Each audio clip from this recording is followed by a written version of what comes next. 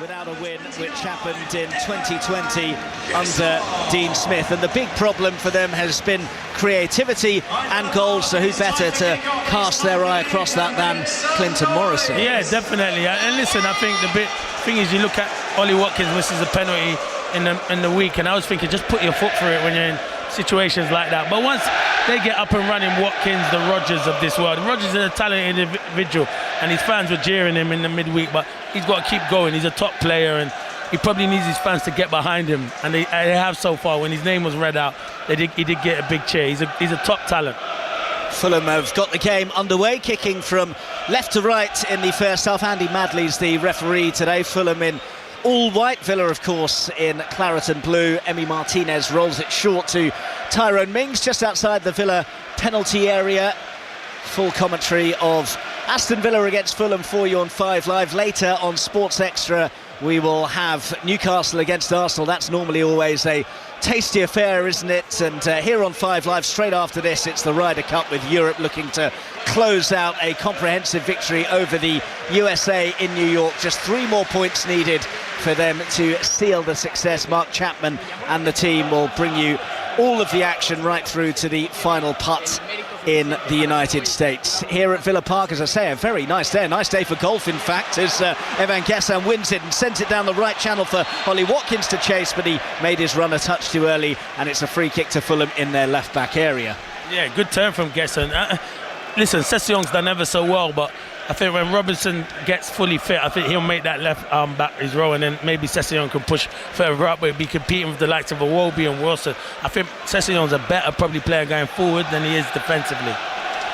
Joachim Andersen bringing the ball out of defence for Fulham, pings it towards Iwobi in the centre circle. A bit too much pace on it, but Sessegnon has gone to mop things up for Fulham and collects on the left-hand side. This is just inside Villa territory, 0-0 in the first couple of minutes here at Villa Park, as it's collected by Castagna, one of the 2 Fulham changes. How big a blow is that, Clinton? No Tete and no Muniz. They've both been very reassuring presences for Fulham this season, as Josh King actually chases one over the top on the left-hand side. Gets towards the byline, has a look up now, no pressure on the ball. That's not great defending from Villa. The overlap comes from Sessegnon, who pops in the cross, deflected behind for a corner kick, the first of the game. That was sluggish from Villa. They just seemed to back off and allow King to saunter into the area. Yeah, they did. It took a deflection. He got fortunate, but he's a good player. You can't give King that much time and space. You're 100% spot on there, Mark. And it's been a good start from Fulham. It has been. They're on the front foot, and Villa don't want to concede early in this game. Remember, they conceded from a set piece against Palace here, didn't they? That long throw into the area that Ismail Assar got on the end of. Need to be organised here as Fulham take the first corner of the game with 2.5 minutes gone. Bent in towards the near post, and it's in, and Fulham have scored. Raul Jimenez with the header. Brilliant angled deflection off the head of the Mexican from the corner of the 6-yard box, and Villa weren't switched on there, and they've paid the price. And their rotten start to the season might be about to get worse. Villa 0, Fulham 1. Yeah, I think VAR will check it, because Luca Digne, he's gone down off the ball, and I don't know why he's gone down, but until we see the replay. But I don't think Jimenez was near him when we see the replay here. Nah, I don't think that would be disallowed. I think it's a great ball into the box, and Jimenez just gets half a yard. Yeah, he just spins. I think he spins off it's Konza. Spins off Konza and gets in front of him. It's a great header, but they will be checking of an incident with Digne on the far post if he's pulled to the ground. But great header from Jimenez. Really nicely constructed by Fulham, but we do have the wait now while the VAR, Matthew Donoghue, casts his eye across this, and there's groans from the fans. I think some of the Villa fans, in fact, almost groaning as the sign flashes up on the scoreboard saying that they are checking a possible foul in there. We're having a look at it now and trying to spot where the foul might be. Well, I think McGinn goes down too easily under pressure from Sander Berge here. What's your take, Clinton? Yeah, is it on McGinn? Because that's just 2 people battling for the ball, and I can't see that. You're right. I think Sander Berge, there is a slight push, but it needs to be stronger than McGinn. Yeah, you have to be stronger than that. I understand though, it's clever if you do get a shove like that, but if it takes this long, you do start to worry. Why is it taking this long? I think it's one of those where, as the goal's been given on the field, there's not enough in that for the VAR to intervene and want to overturn it, and the goal is good. Yeah, it is a goal. So for once I'm right, and they decided that there wasn't enough in it to intervene, and Fulham have the early goal. Raul Jimenez with his first in the Premier League this season. He was their top scorer last season with 12 in the league, and now is off the mark in the division this term, and it's a familiar sinking feeling for Aston Villa, who have given the ball away now. Luca Digne robbed by Harry Wilson, advancing down the right flank for Fulham. Overlap came from Lukic, used him by not using him. Goes back now to Castagna. Fulham all over Villa early on here. 1-0 up courtesy of Jimenez's header from a corner.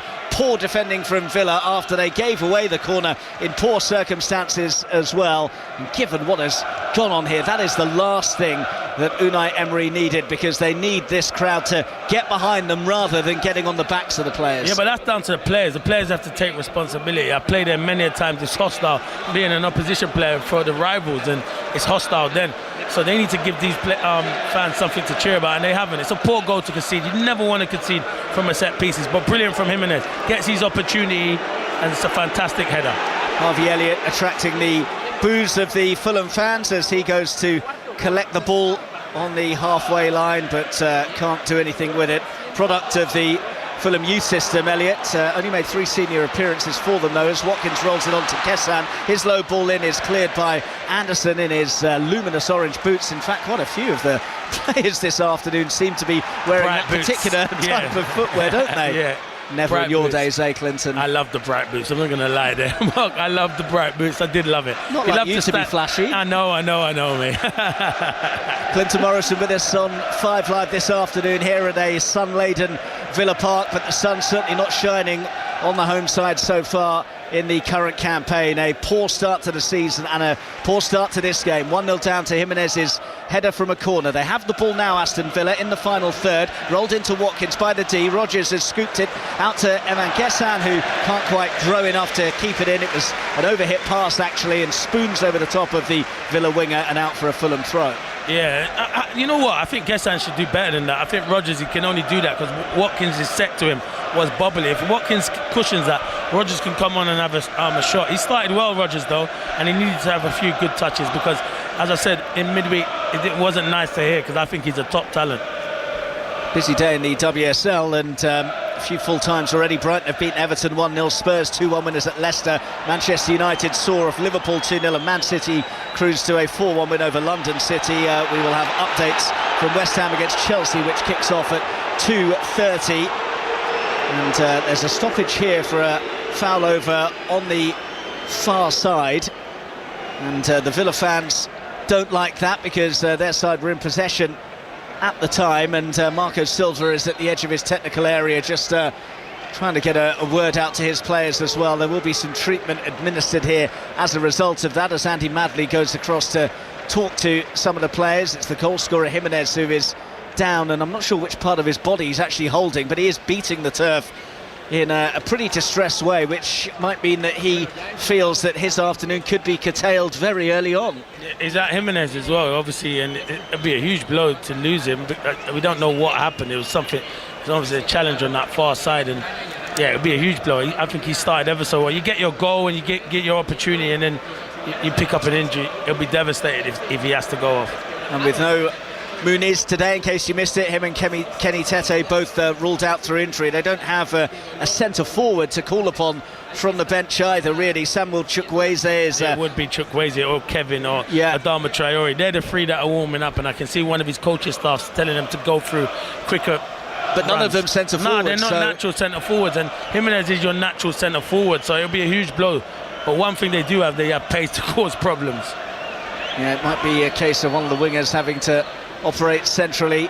Just seeing a replay of the goal now. Raul Jimenez quickly went over to Sasha Lukic to give him so much praise for that corner, so suggests that was a particular move that they've been working on. Yeah, they've worked on it. It's always you whip it into an area and you get your centre forward who just goes in front and gets that free header, and it's great timing. And it's just, you feel gutted for Jimenez because he's been in and out of the team, he's had a lot of injuries, and then he gets his goal this afternoon probably full of confidence, and now he has to come over with an injury.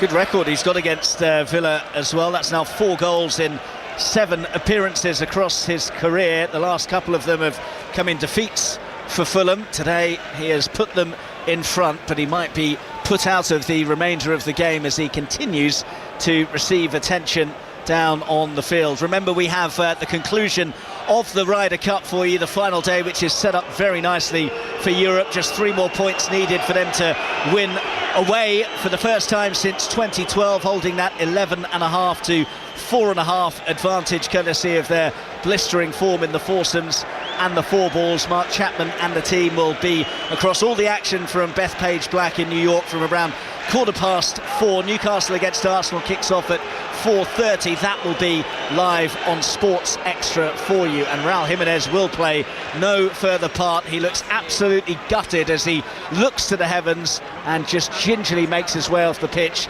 and it is Adama Traore who will come on for him. Yeah, it's Adama Traore. It's not recognised. I thought maybe it might be someone like a Kevin, but they might just put Adama Traore through the middle to use his pace, and that's one thing he has got. He can be a threat from up there. Yeah, it'll be interesting to see how they go about their reshuffle. Marco Silva, hands in pockets, all in black, is stewing over what the next move is going to be.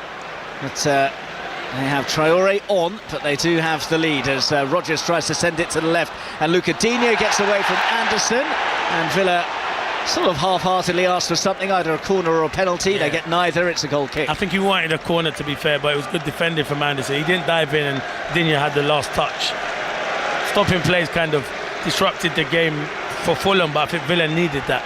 Villa have failed to score in either of their Premier League home games this season. Last failed to score in the first 3 home league games in a campaign in the second tier in 69 to 70. Last time it happened in the top division was in the 1940s. So they need a spark up top, but it's Fulham who have got the opening goal of the game today. And Josh King has turned away from his man far too easily and is bursting away on the left flank. Traore's up there, King carries into the area, still going King, saved by Martinez but spilled, and if there'd been a white shirt around there, Villa might have been in trouble. The kid can play, by the way. The turn that he left that Bogard, he sucked him in and turned, and he's just a player. He just looks like he's full of confidence. They're speaking about him before the show. He's unlucky, he just doesn't hit the shot cleanly enough, and I don't think they have a natural striker when Martinez saves it to tap it in. But good start from Fulham and young Josh King. You mentioned the word confidence there. That is something that you feel Villa are severely lacking right now. No, they just need to score. Once they get that first goal, they'll be all right, and that's in Watkins and Rodgers, and then they're all flooding back. But what they rely on is their 2 big players, and 2 big players for Villa haven't started as of yet. And that's why it's a big game for Harvey Elliott. Clinton Morrison here at Villa Park on 5 Live Sport with 12 minutes gone and Fulham 1-0 up. We've got Newcastle against Arsenal on Sports Extra at 4:30 later. Elliott driving forwards for Villa now, trying to thread it through to Watkins, but he ran into traffic in the shape of a couple of Fulham bodies. Recycled by Matty Cash, who's found Evan Gessan. This is down by the right corner of the Fulham penalty area as Villa look at things. Bent in nicely by Cash, but well claimed by Bernd Leno at the edge of his 6-yard box, and no harm done for Fulham. No, good play though. Elliott's getting into them little pockets in the little, and he is kind of playing in the 10 row. It's Rodgers that is out here to that left-hand side in that inverted number 10, and he's going to have to get on the ball and make things happen, Elliott. And Bassi with a slightly loose clearance, which is charged down by Harvey Elliott, but it spoons out for a throw to Fulham, right down by the corner flag in their left-back area. Fulham, who come here having only won 1 of their last 21 away league games against Villa. They've lost their last 6 Premier League matches here since April 2014. This is the day where that particular run comes to an end. They've made the brighter start and have the advantage as Traore tries to win it in centre field for Fulham. It's bounced out to Castagna, right back position, lumped over the top. Wilson surely offside here. The flag stays down for now. Wilson doesn't even put it away, and well, actually the flag now, it does go up. Well, look, I don't want to be a broken record. We hear a lot about people complaining about the offside flag going up late and late and late, but he didn't even raise it when the ball had gone wide of the post for about 10 seconds. Yeah, because I don't think he was sure. I don't know what he's doing, to be fair. And you know what? It's tight as well. So it is really, really tight. So I understand why he has put it up late. Usually I'd be very critical of the referee, but that is a close one. If you pull it in the net, it would have took a bit of time to see if he was offside. In the end, they make the correct decision, but I agree with you. I hate it when they're about 5 yards offside and they don't pull it up. I think it was Ezri Konsa actually got back and got a nibble on it, so really should have been a corner if he wasn't offside, but Wilson should really have given them a decision to make there. Took a little bit too long, and I wonder if he even thought himself that he might have been offside, so he wasn't fully convinced about whether it would count or not. Anyway, still 1-0 to Fulham. Quarter of an hour played, although there was a fairly lengthy stoppage for the treatment to Raul Jimenez, who has been forced off for Fulham. Traore on for the Fulham goal scorers. McGinn turns in centre field, shields the ball well from Lukic, and now it's Tyrone Mings in the centre circle, into the feet of Luca Digne, and it's an overhit pass, so Mings scampers back into his own half to collect. Half of the pitch bathed in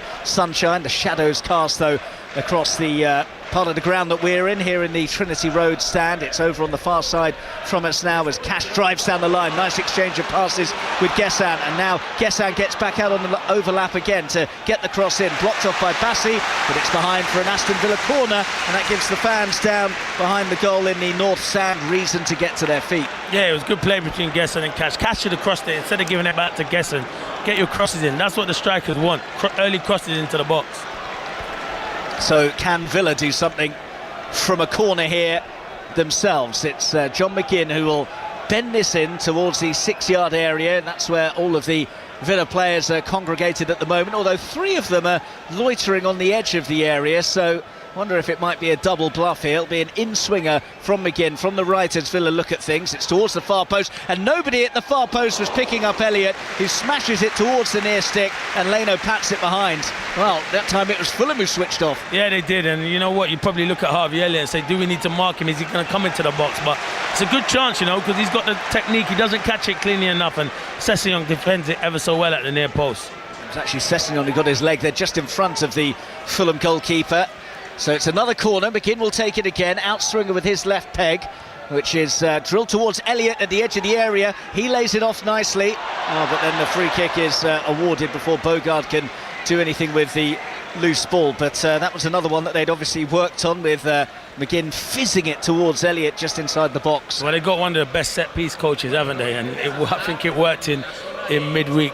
And these set-piece coaches, they do work, and it's becoming bigger now in the game. Everyone started complaining about the long throw. I think the long throw is the in thing at the moment. It's very much in fashion. We saw Palace win it late on, didn't we, yesterday? You knew it was only a matter of time before Palace came into the conversation, as it's one hit by McGinn. Oh, and he should make it 1-1. Fulham caught in possession inside their own penalty area. John McGinn surging through, 12 yards out, went for the curler into the roof of the net, got his angles wrong and bends it wide. That is a massive chance. It's a good goal. He's got to score, John McGinn. He does ever so well. He wins the ball off, I think it's Sanderberg or Lukic. It's Sanderberg, and he just got to bend it. He's gone for too much power, John McGinn, and he doesn't get enough bend on it and enough curl on it. But Marco Silva, I saw his reaction. He was going absolutely crazy at Bassi. Don't play them balls, turn them, go forward.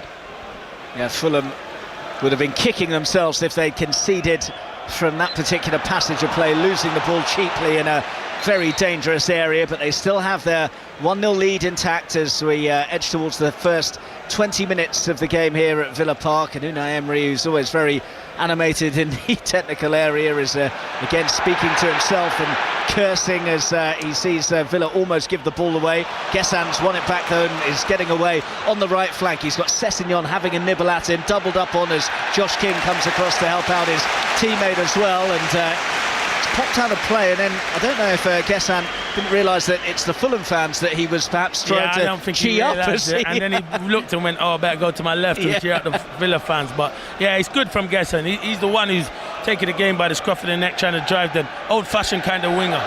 John McGinn in centre field for Villa as he plays it square to Mings. Villa trailing 1-0. Digne with a sloppy pass that allowed Castagna to make the interception, and the Belgian sliding in gets the clearance against Luca Digne, and it goes out for a Fulham throw in their right back area. Fulham, who I think have actually probably been better than results would have suggested for them so far this season. They come here on a 2-game winning run in the league, looking to win 3 in a row for the first time in over 2 years, as Bassi belts one long down the left channel for Adama Traore to chase, and he's got the wrong side of Ezri Konsa as well, and has won the ball really well. Again, Villa will be disappointed that they allowed him to pick the ball up when the odds looked against him. They've gone from left to right Fulham now, advanced area for them with Harry Wilson, who just slows the game down, and Castagna forced to retreat. It's with Joachim Andersen on the halfway line now to his centre-back partner Calvin Bassey, who rolls it to the left, and Sessegnon. Villa back in their shape, but Sander Berger's just sauntered away from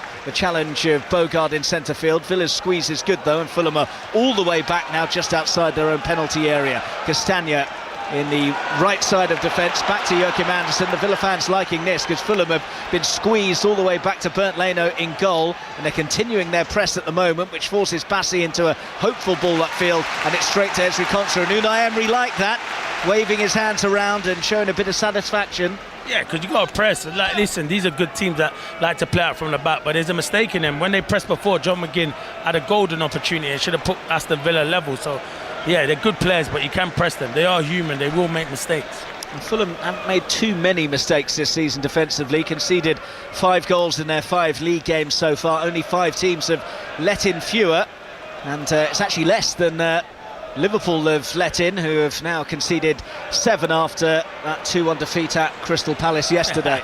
Here is Matty Cash going down the right-hand side in towards Evan Gessan, looking for the return to Cash. It's tidied up though by Alex Iwobi. That's one thing that they do really well, Fulham. Those players who operate as part of the front three, Iwobi and Wilson, do help out their midfield and defence, as Traore offloads to Sessegnon, trying to get forwards from left back, wrestled off it by Matty Cash, and Unai Emery wants Cash to switch it to the left quicker. He's taken too long though, and that's why the fans are getting on his case as well. The ball was on out to Digne, who was in room. Instead, Villa do get a free kick as Elliott is flattened by the centre circle. Yeah, because you know why? And he can throw his hands in the air, Cash, but the fans are saying move the ball quicker. But that's down to his manager. His manager wants him to play slow. Here's Digne as the ball is floated to the left-hand side. They want a handball against Castagna, but Andy Madley's not buying it, so Castagna can advance to midway inside the Fulham half, tries to exchange an intricate 1-2 with Wilson, which he does. Digne found him, advantage played. Traore trying to turn it into one, driving on his own, slipping it through for King, up against Martinez. Oh, is that a foul now? It's a free kick the other way for diving for Josh King. He's not dived though. He's not dived. He's not trying to dive. I don't know why he's booked him. He's not trying to dive. He's gone round him. I need to see that again because he doesn't look like he's trying to dive. And for me, he doesn't look like he's trying to dive. Maybe he slipped over. I don't think he's trying to dive. It's not a penalty because Martinez doesn't make contact. Unless I see the replay, I don't think he's trying to dive. Maybe he slipped. I could be wrong. There's a really good counter led by Traore. Clever run by King through the middle. The pass was timed well. He's definitely onside. And now we see the replay for the first time as Martinez goes across to block him off. And Clinton, what's your take? I'm not sure. I feel when you're running at pace like that, he catches him. Like Martinez's right leg catches the back leg of a bit of King. I'm not saying it's a penalty, but I'm saying that's what made him go down. But as I said, the referee's made that decision, you know, and I don't think it was a yellow card. I don't think he was trying to buy the penalty. But at the end of the day, I'm not going to disagree with the referee. I'll tell you what was interesting is Emi Martinez, after that collision, looked back at the referee quite anxiously, so he wasn't entirely convinced about which way that decision was going to go. Yeah, I don't think it's a penalty, but then I don't think it's a booking. Yeah. I don't think he's died for it. But heart in mouth moment for Aston Villa there as they were caught cold on the counter, and Fulham again coming forwards now with King, who has to watch his step after that yellow card, but has stepped away from a couple of Villa players and advances into the area now. Josh King up against the Villa backline, looking for the angle for the hit, which he gets in, and now they want a handball. Fulham. Andy Madley waves away the protest. Marco Silva in the ear of the fourth official. Andy Madley in conversation with the VAR. Fulham are absolutely convinced that that should be a penalty for handball. And if they're going and acting like that, maybe we'll have to see the replay. But let me tell you something, this young boy, Josh King, is running the show. Konsa's got to be stronger in there, but he's running the show. They cannot deal with him at the moment. Nah, he's not going to be given because he's facing that way and it's hit his back arm, Matty Cash. He doesn't know anything about it, so that's not going to be given. It's not a penalty because it's his back arm and he knows nothing about it. So I think the referee makes the right decision there. Yeah, his arm is well away from the body, but it is, I would say, in a natural position as he's running at pace to try and make a block, and his momentum has just led to the arm being in that area, and it doesn't look as though there is going to be any kind of VAR inspection, because Fulham are being told by Andy Madley to get on and take the corner kick. But a couple of scares there for Villa, and as Clinton was saying, Josh King is giving them nightmares. In comes this corner, which is defended better via the head of Tyrone Mings, at the expense though of another Fulham corner. Villa are playing like a team where they are at the moment in the Premier League. They've got no confidence. Every time they give the ball away, they can hear the fans, and they look like they're vulnerable at the back.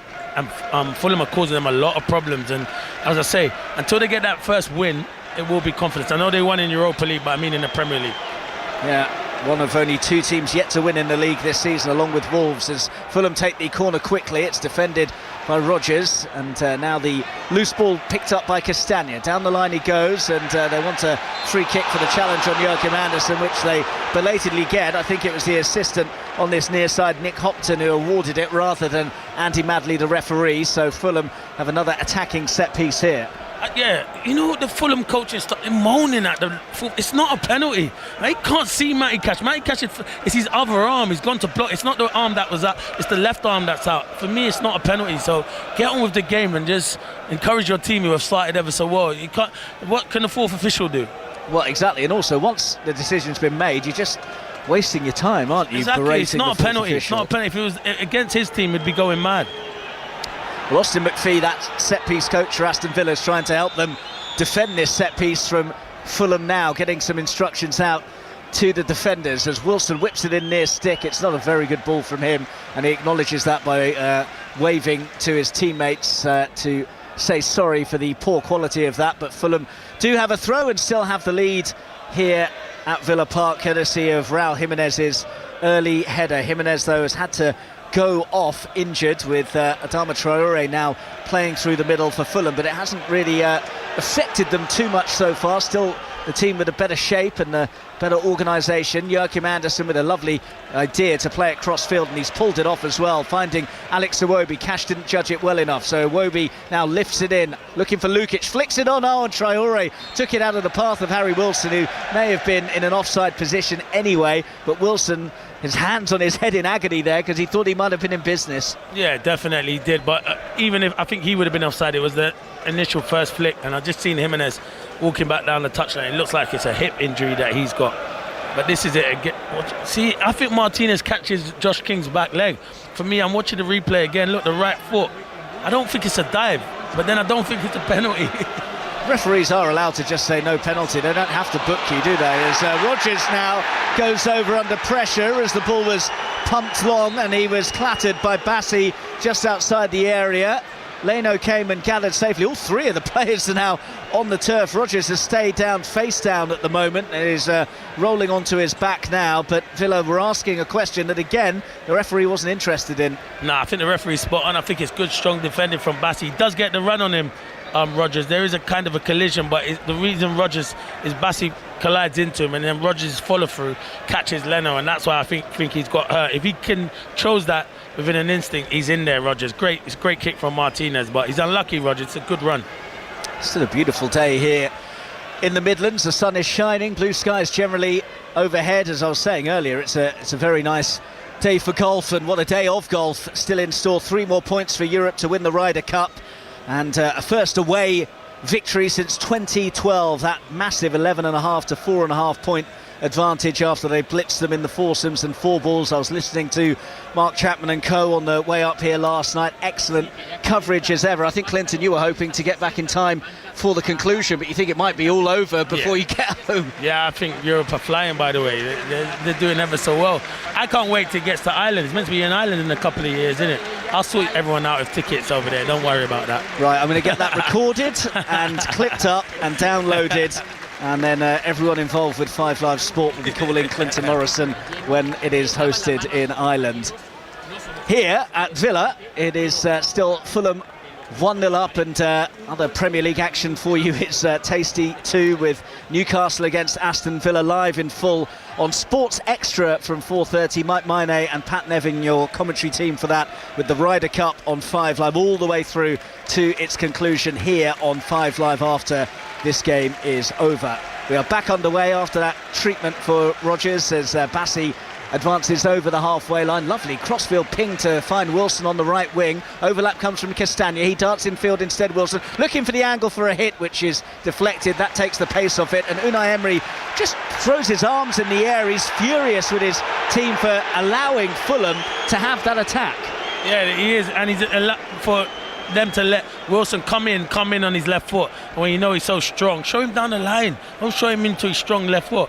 And they're frustrated here, the Villa fans, and they've got the right to be, and so is their manager. Players have to start delivering. Ball pumped forwards by Anderson for Traore to chase. Martinez comes right to the edge of his area to make the gather. And again, Unai Emery, sort of watching him as much of the action on the pitch at the moment. He wants to have a word with one of his substitutes, does he? I think Tyrone Mings is maybe struggling, and he's saying to Pau Torres, make sure you're warm, because I think when there was a stoppage, Mings was speaking to the physio about a slight problem he's got. And Villa might be forced into a sub in the first half as well, like Fulham have been, as Digne is called offside. It's really sloppy, isn't it? You shouldn't be called offside from there. You can see along the line. Yeah, exactly. When you're looking across the line like that, I know he wants it early and he's disappointed he ain't got it early, but he just needs to hold his run.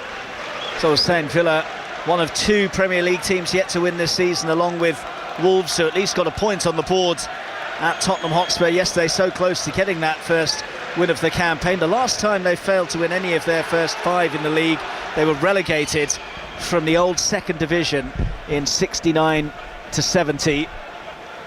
Clint Leno will take the free kick for offside then, with half an hour gone at Villa Park. Villa 0, Fulham 1.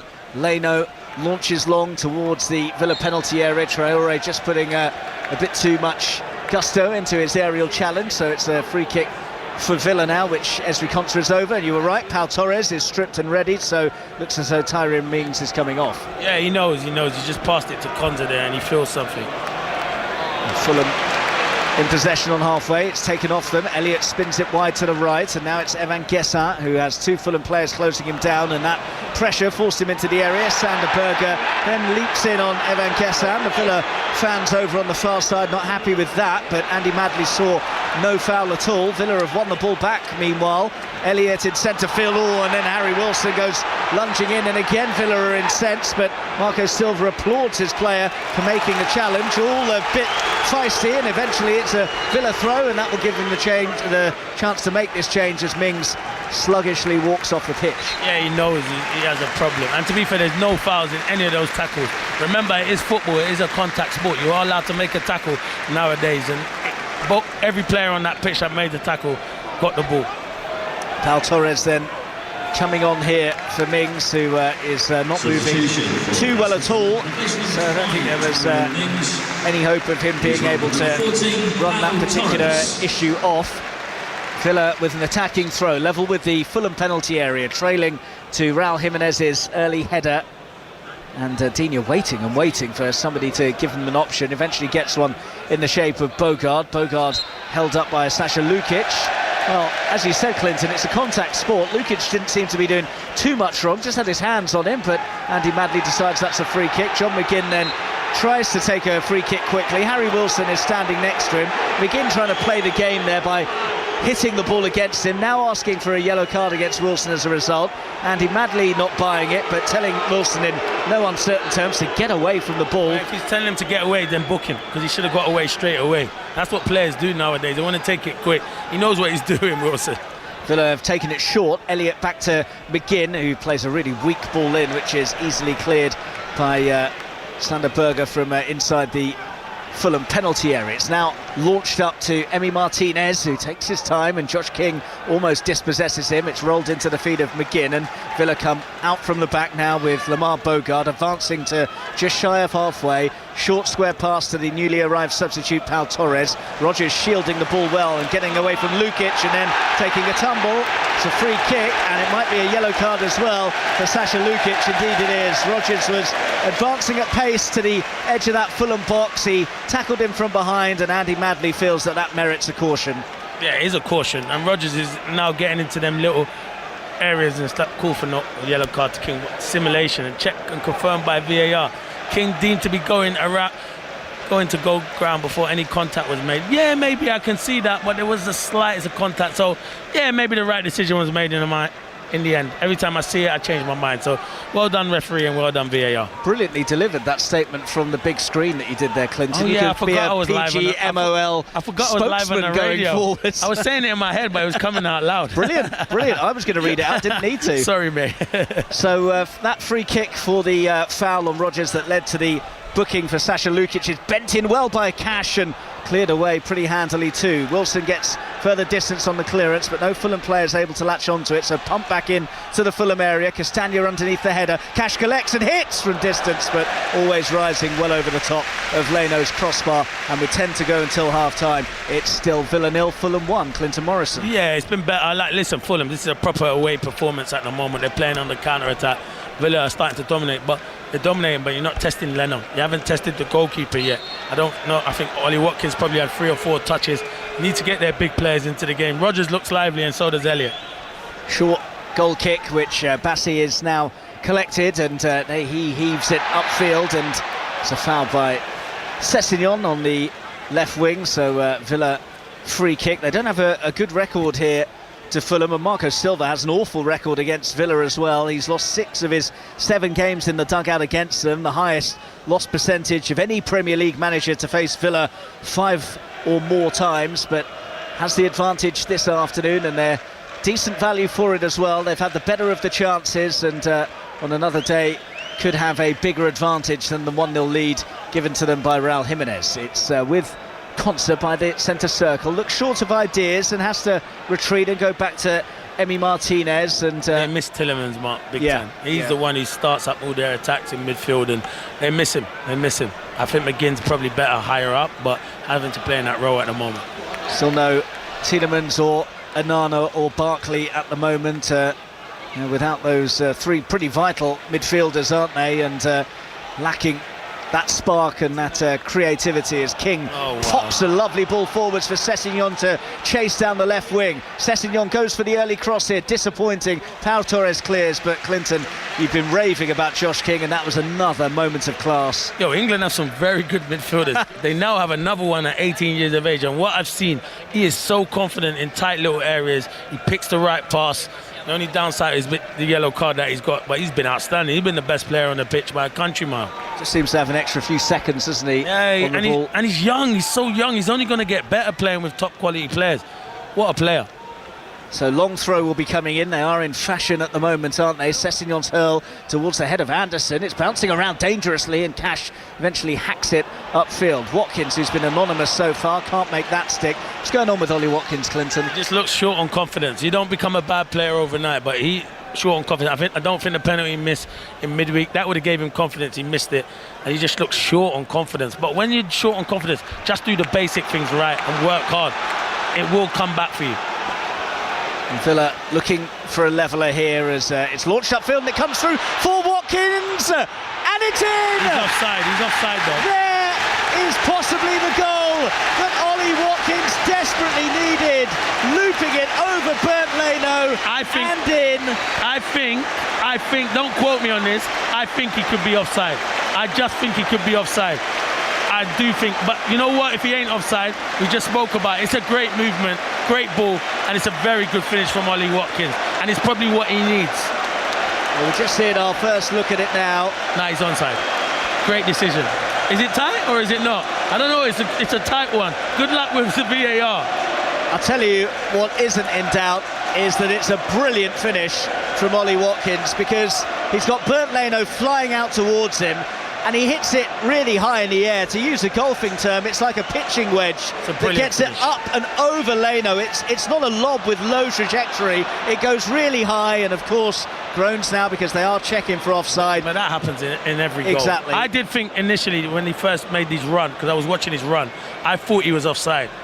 But I don't know. I'm up here. Them semi-automated offside should get that within an instance. But you're right, Mark. The finish is outstanding. For someone who we were just saying is low on confidence, the finish was fantastic, and it's a goal. Goal is good, and it was a good goal from Ollie Watkins. My, oh my, how he needed that. And like you said, Clinton, it's not just that he scored, but the manner in which that he scored that goal that will do him so much good. Yeah, listen, everyone always criticises strikers because you set such high bars. They expect you to score week in, week out. The best in the world go through droughts, what he's been through, but you got to keep going, keep making that run, keep believing in yourself. He has the pace to cause Bassey and Anderson problems, and that's what he's just done there. So game on, one each at Villa Park. We're just seeing the semi-automated graphics at the moment, and it was close, as Clinton was saying, but onside by what, half a yard or so? Yeah, he was onside. I thought it spun off him, but it was a good movement. It was Bassey that was trying to get back. He spun off Anderson. Anderson will be disappointed because it's poor defending from Anderson. If there's no time on the ball, you have to match your runner, Watkins. But brilliant goal, brilliant movement from Watkins. Fantastic finish. So a goal late on in the first half here at Villa Park to make it one each, as Wilson has a pop from distance. It's deflected and collected by Sasha Lukic. Now it's Adama Traore. We'll hear about a goal in the WSL very shortly, but Fulham are on the attack with Iwobi on the left wing. He's stood up by two Villa players, so has to sashay back to Sessegnon, who rolls it to Bassey. Halfway line for Fulham with Anderson now through the centre. Traore looks offside to me, so let's go to Emily Herbert for details of that goal between West Ham and Chelsea. Well, Chelsea are ahead. A superb free kick outside the box, over the wall, top corner. Aggie Beaver-Jones pick that out. That's their fourth consecutive goal of the season. West Ham 0, Chelsea 1.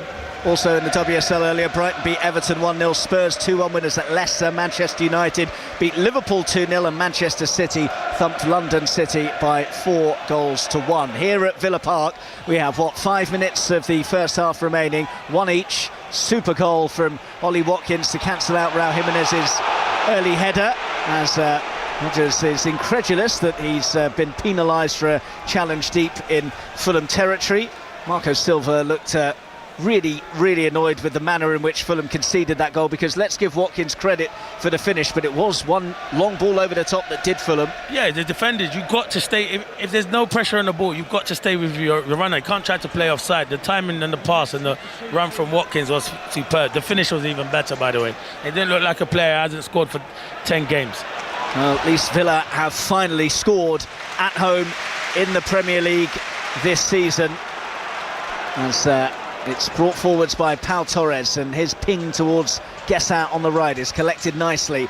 Guessant offloading to Matty Cash. Cash back to Guessant. This is better from Villa. 1-1 with a couple of minutes to play until the interval. McGinn slides it into the feet of Harvey Elliott. Miscontrol from him though. Sasha Lukic is trying to clear and is caught by the challenge of Bogard. Latest, by the way, for you in the Premiership in Rugby Union: Northampton 33, Exeter 33. And that is on Sports Extra 2 for you right now. Later on it is Bristol Bears against Leicester Tigers.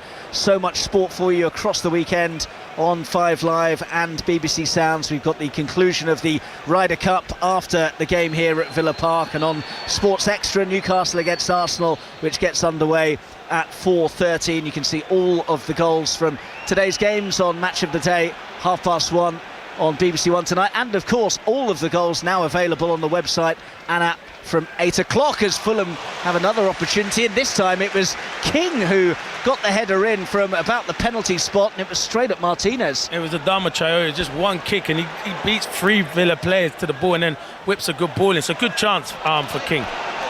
Down the line for Watkins to chase now for Villa. It's a good open game this now.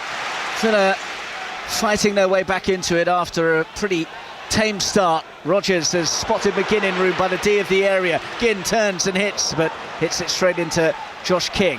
Now it's collected by Lamar Bogard up towards Rodgers. Clever pass down the line. Digne, low ball in, which Anderson is in the right place to clear, but Villa building up a bit of a head of steam as we head towards the end of the first half, fighting back from 1-0 down to get level, and now looking for the lead, and another goal in the WSL at West Ham for Emily Herbert. Chelsea 2-0 up inside 12 minutes. Johanna Rytting-Kaneryd this time. Poor defending from West Ham, slid in across the line. Kaneryd is there to tap in. Tough start for the Hammers. West Ham 0, Chelsea 2. Chelsea in charge in that one then. Here it's all square between Villa and Fulham. Castagna with a throw on the halfway line for Fulham. waiting for someone to give him an option and still waiting. Eventually finds one from Sander Berger, who wasn't quite expecting the ball but readjusted well enough to poke it out to Sessegnon on the left side for Fulham. Sessegnon's low ball is really poor, cut out by Matty Cash, who rolls it into Harvey Elliott, backwards of square to John McGinn, who has time in the space to pop over the top for Rodgers, who's one-on-one with Bernd Leno. Fulham were waiting for an offside flag, which never arrived. Rodgers threw on goal, couldn't control though, and it just bounced through to Bernd Leno. Another ball over the top, nearly doing for Fulham. Yeah, straight balls are killing Fulham at the moment. They've been poor in possession since Villa, but Villa have been good since the equaliser, and they're causing a lot of problems. Traore is causing problems running the channels though for Fulham, and he's used his strength really well here to hold off Pau Torres, who has then actually bit back at him really well and used his strength to wrestle it off the Spaniards and now play it forwards for Rodgers, who then overcooks the pass for Ollie Watkins, who might have been offside anyway. In fact, he was. The flag is up on the far side. Fulham will continue though because they have possession, so no need to break the flow. Sander Berger in centre field for Fulham, 1-1 as we go into the last seconds of normal time in the first half. Lukic over halfway, finding Josh King, who's floating around in that central area because there's no out-and-out striker for them, but again he's just rolled away from Ezri Konsa. Proper Rolls-Royce stuff from Josh King, who then plays it into Wilson, who wants a free kick for a challenge about 10 yards outside the area. Andy Madley not interested. It's a shame that the half-time whistle's coming because the game feels like it's in a good moment right now. Definitely, both teams pure quality on the pitch, and we're seeing a very good game. 8 minutes, wow. Yeah, well, we're going to see a lot more of it. I like it though, let's bring it. Yeah, there was that lengthy stoppage, wasn't there, because Raul Jimenez was down for a while before he was substituted, and we had a VAR check for both of the goals that were scored as well, so that feels roundabout right. We're into the first of those added 8 minutes, and in the early minutes at West Ham it's been an absolute goal fest for Emily Herbert. Yeah, it's 3 for Chelsea. Erin Cuthbert this time outside the box unleashes a rocket into the back of the net. Chelsea are flying. This might be a long afternoon for West Ham. 15 minutes in here, it's West Ham 0, Chelsea 3.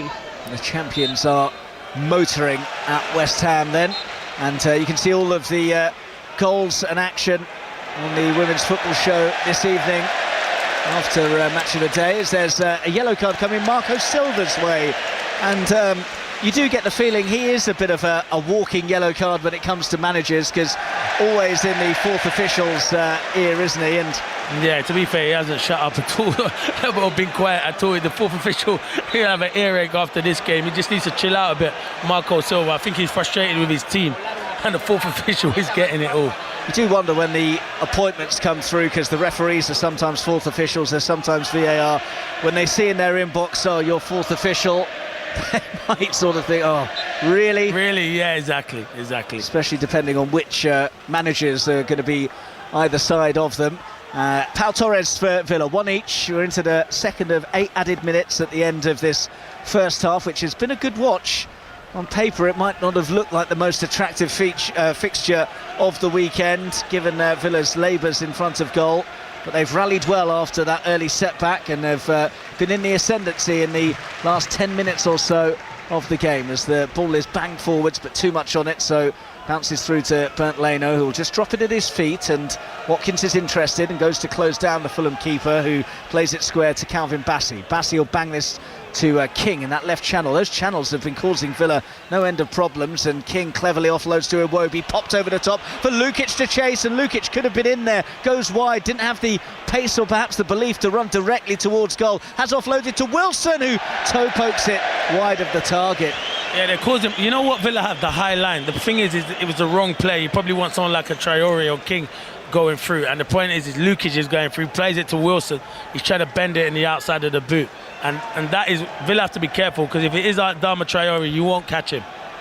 Martinez takes this short goal kick and finds Pau Torres, who has floated it up to Ollie Watkins, held off by Castagna. The Belgian nudges out of play for a throw.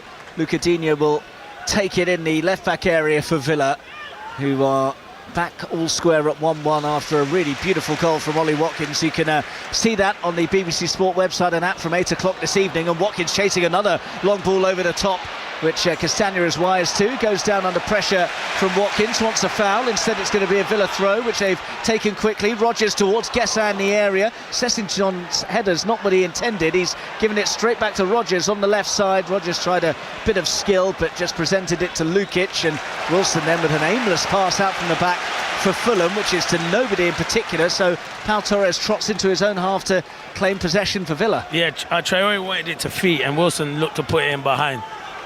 Here is Digne, left wing for Villa. Flat ball into Elliott, who played a nice dummy there to let it run to Watkins, but nothing comes of it. So Berger goes back to his keeper, Bernd Leno. First time clearance from him is more up than out. Doesn't get it up to halfway. Cash under it for Villa. Guessin goes down under pressure. Nothing wrong with the foul, with the challenge though. But there is a foul on Berger from John McGinn, and it's going to be a yellow card as well for John McGinn.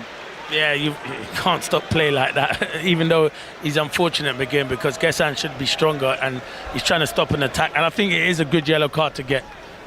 Yeah, the Villa captain goes in the book for stopping a promising attack. 5 minutes of the 8 added have been played as Anderson swings it to the left, and Sessegnon took it in his stride really well, gets to the byline and gets the ball in, and Pau Torres readjusts really well to clear it behind for a corner. But Villa, that's one thing you would say, the quick balls out to that left-hand side, they have been struggling. They have, but Adama Traore is not a striker.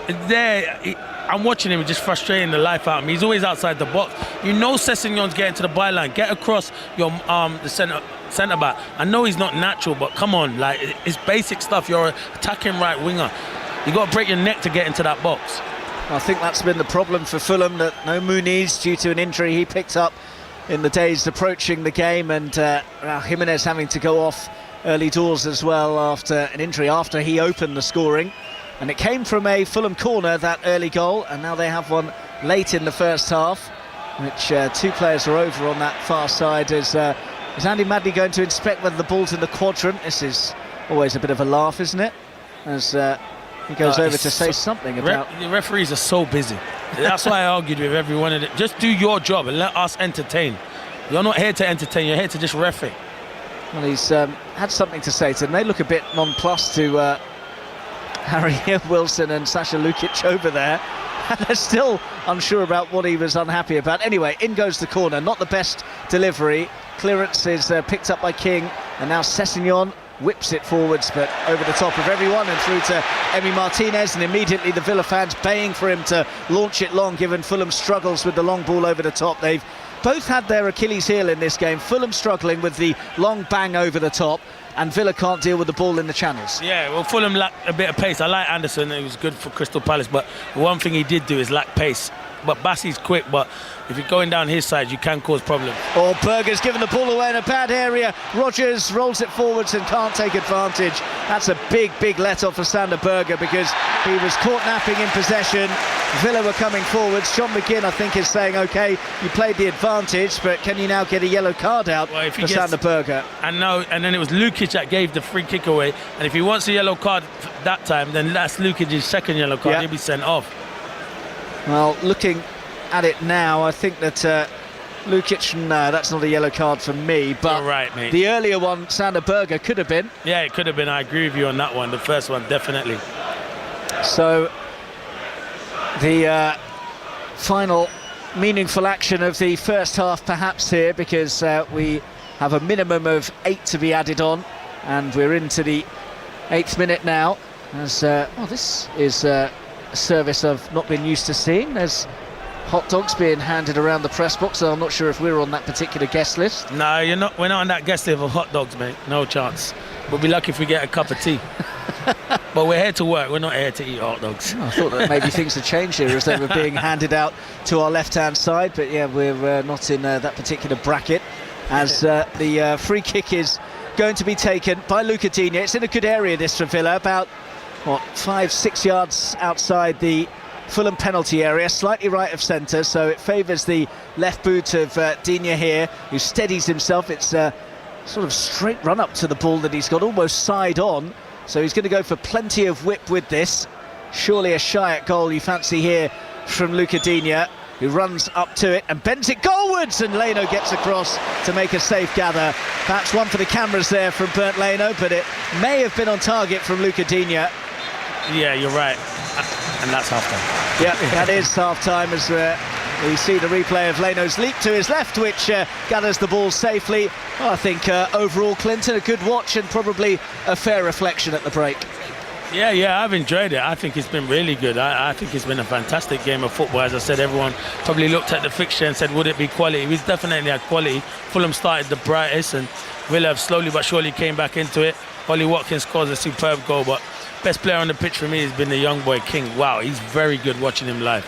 Marco Silva going across now to have a word with Andy Madley and being told in no uncertain terms to go away, and he's already been booked for his protest to the fourth official. One of his coaching staff is in the ear of Andy Madley as well. Not sure which of the issues it is, if it's still that penalty appeal that was quite clearly not really a handball, but Marco Silva could find himself with a red card coming his way if he doesn't back off from the officials as they go down the tunnel in front of us. But at the break here, Crossy, it is Villa 1, Fulham 1. Massive moment for Ollie Watkins and Villa, that, Clinton. They desperately needed a goal. They've been struggling for goals, and, well, for Watkins, what a way to do it. Yeah, and it's a very good goal as well, Cross. It's not like a tap-in. It didn't look like a striker who was short on confidence. His run was fantastic. It's a great ball. And the finish was difficult because Leno was coming out at speed. And you have to time it that you don't overhit it. Great finish. When he saw it drop in the back of the net, I bet it was huge relief for him, fans and the manager. But, yeah, big goal for Watkins. Right, thank you two for the time being. Second half commentary, of course, on 5 Live and BBC Sounds. Aston Villa 1, Fulham 1. We'll be at St James's Park for the first time shortly as well, ahead of Newcastle Arsenal in full at 4:30 on 5 Sports Extra. That's because at 4:15 on 5 Live, we're focusing on the Ryder Cup. We'll be live to New York before second half commentary from Villa Park as well. Let's check in the Women's Super League. West Ham, Chelsea, Emily Herbert. Goodness me. Well, it's got worse for West Ham. Not only are Chelsea 3-0 up inside 20 minutes, but West Ham are down to 10. Inez Bellamou pulling Alyssa Thompson's hair in a tackle, and it's a straight red card. So 25 minutes in here, it's West Ham 0, Chelsea 3. Emily, I thought we'd seen the end of Vuvuzelas, but it's Chelsea are running rings around West Ham here. It's getting a little bit embarrassing. All right, Emily, thank you very much indeed. Full times in the WSL: Brighton 1, Everton 0, Leicester 1, Spurs 2, Liverpool 0, Manchester United 2 and Manchester City 4. London City Lionesses 1. You are up to date. Let's get the news with Carl Hartley. The voice of the UK. This is BBC Radio 5 Live. Thanks, Steve. Sir Keir Starmer has accused Reform UK of promoting a racist and immoral policy on immigration. Nigel Farage's party has promised to scrap settled status for all non-EU migrants, requiring those who have been granted indefinite leave to remain to reapply under much stricter rules. Our political correspondent Alex Forsyth is at the Labour conference in Liverpool, where the Prime Minister made the comments. Really strong language from the Prime Minister about Reform UK's policies, calling them racist and immoral. Now, Reform UK have pushed back against that, saying Reform's plan will ensure only British people can access welfare and that migrants contribute to society. The Housing Minister has promised to start construction on 3 new towns before the next election.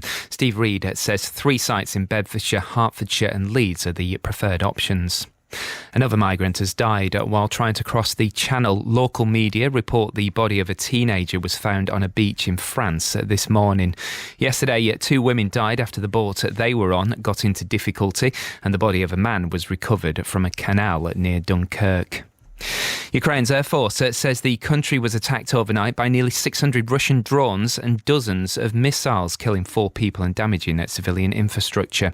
The main target was Kyiv. Opposition MP Yulia Serko lives in the city. The night was tough because most of Kyiv citizens, we spent night in a mob shelter with the kids and basically no sleep for the whole night. It was a massive attack, not only in Kyiv, the whole Ukraine. It was 7 hours of air alert. And an announcer at the Ryder Cup has stood down after encouraging fans to chant an expletive at Rory McIlroy yesterday. There's been a feisty atmosphere at the event in New York State. Europe have a commanding lead going into the final day's play, which we'll be covering here on 5 Live. Europe's elite club competition. The Champions League, right here on BBC Radio 5 Live. Come on, Australia.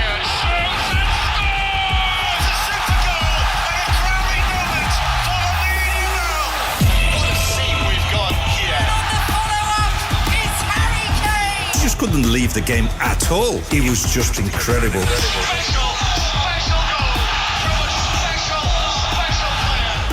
Five Live Sports. The Champions League. Listen on BBC Sounds. This is 5 Live Sports with Steve Crossman. Listen on BBC Sounds. Aston Villa 1, Fulham 1, half-time at Villa Park in the Premier League. Second half commentary on the way on 5 Live and BBC Sounds. If you've been listening to Sports Extra 2, you will have heard an absolute thriller in the Gallagher Premiership. Opening fixtures of the season going on. Northampton led Exeter 33-7 at half-time. It finished 33-all. Quite the comeback. You can see where I'm going with this. At 4:15 on 5 Live, the final day of the Ryder Cup. Europe leading 11.5 to 4.5 heading into today's singles. So it's 14 to retain, 14.5 to win. And the coverage will get underway on 5 Live at 4:15. Alistair Bruce Ball joins us live from Bethpage. Ali, I know it's a huge lead. I know you were there for the miracle at Medina, but this would be something else, wouldn't it? Yeah, it's interesting, Steve. I'm sitting in the media centre at the moment. It's just coming up to 10 o'clock in the morning here in New York, so the first singles match will get underway in just over 2 hours' time. And all over the big screens in the media centre at the moment, they are playing the replays of Brookline, the famous US comeback under Ben Crenshaw when USA were 10-6 down, so 4 points down going into the singles, and affected an epic comeback that day in a red-hot atmosphere, which this could be, I think, Steve, if, America start well in the singles. But the lead is so great here, Steve. If you go back to 1979, when the Ryder Cup first became USA against Europe, there has never been a bigger lead going into the singles. The previous biggest lead is 6 points. This is 7 points. USA need to win the singles today 10-2. If they are going to win this Ryder Cup. And that will be something that we have never, ever seen. That will be a comeback of epic proportions. The only thing I would say is that when the singles order first came out last night and I looked down the list, as well as Europe have played, I was thinking, if I'm Keegan Bradley, I quite like the way that has fallen. I put my names in the order of 12 I want, and then I match them up and I look at them head to head and I think, just maybe. And if they get ahead in some early matches and the atmosphere starts to build, it could get nervy, but I don't think Europe will get out of their lane. They've come with a plan. They've executed it brilliantly so far. And I think they'll just keep their heads down and just keep going. 3 points to win the match, 2.5 to tie. Look, the USA have got many problems, but is one of them the fact that if you're in this scenario and you really need your big names, your big players, and I'm thinking back to what Ian Poulter started to do for Europe at Medina, you're looking to some of these big characters. But somebody like Scotty Scheffler, who'd be at the top of that list, is having an absolute nightmare of a Ryder Cup. Yeah, and where that will be different today, though, Steve. So Europe have been quite brilliant as a team. They always have been. They've always got this as the Ryder Cup. And in partnerships and in four balls and foursomes, they have played some unbelievable golf. The Americans tend to historically tend to be better in the singles, and I think Scotty Scheffler is just someone who is just suited to being a loner. He is the best golfer in the world. We watched him at the Open win the Open, this summer, and barely paid anyone, any of the fans, anyone like outside him and his caddy, a blind bit of notice as he went. And I think there'll be a real pride for him today. He goes out in that fourth match against Rory McIlroy. And I just think he will get his head down and play his own game. And I think that's a really tough one for Rory McIlroy. And you look at the first match out, Justin Rose, absolutely sensational. I've never seen golf like it, pretty much in a Ryder Cup from Rose yesterday. But can he back that up? Can you play that well for a second day running? He's up against Cam Young, who's probably been the America's best player so far. So in terms of what I'm talking about, in terms of that singles order, you can look at it either way, Steve. But if you're an American fan and you're looking for optimism, those are the kind of things I'd be looking for. The match I'm going out with second, Justin Thomas against Tommy Fleetwood. Fleetwood has won 4 points out of 4, just as he did in France in 2018. You look at his singles there, he lost 6 and 4 to Tony Finau, probably because he was absolutely goosed. The emotional energy, the physical energy it had taken over the first 2 days. And Justin Thomas, in his Ryder Cups, has won all 3 singles. So again, I'm leaning more, I'm being the pessimistic kind of European golf fan there. But that's how the optimistic American golf fan will look at it.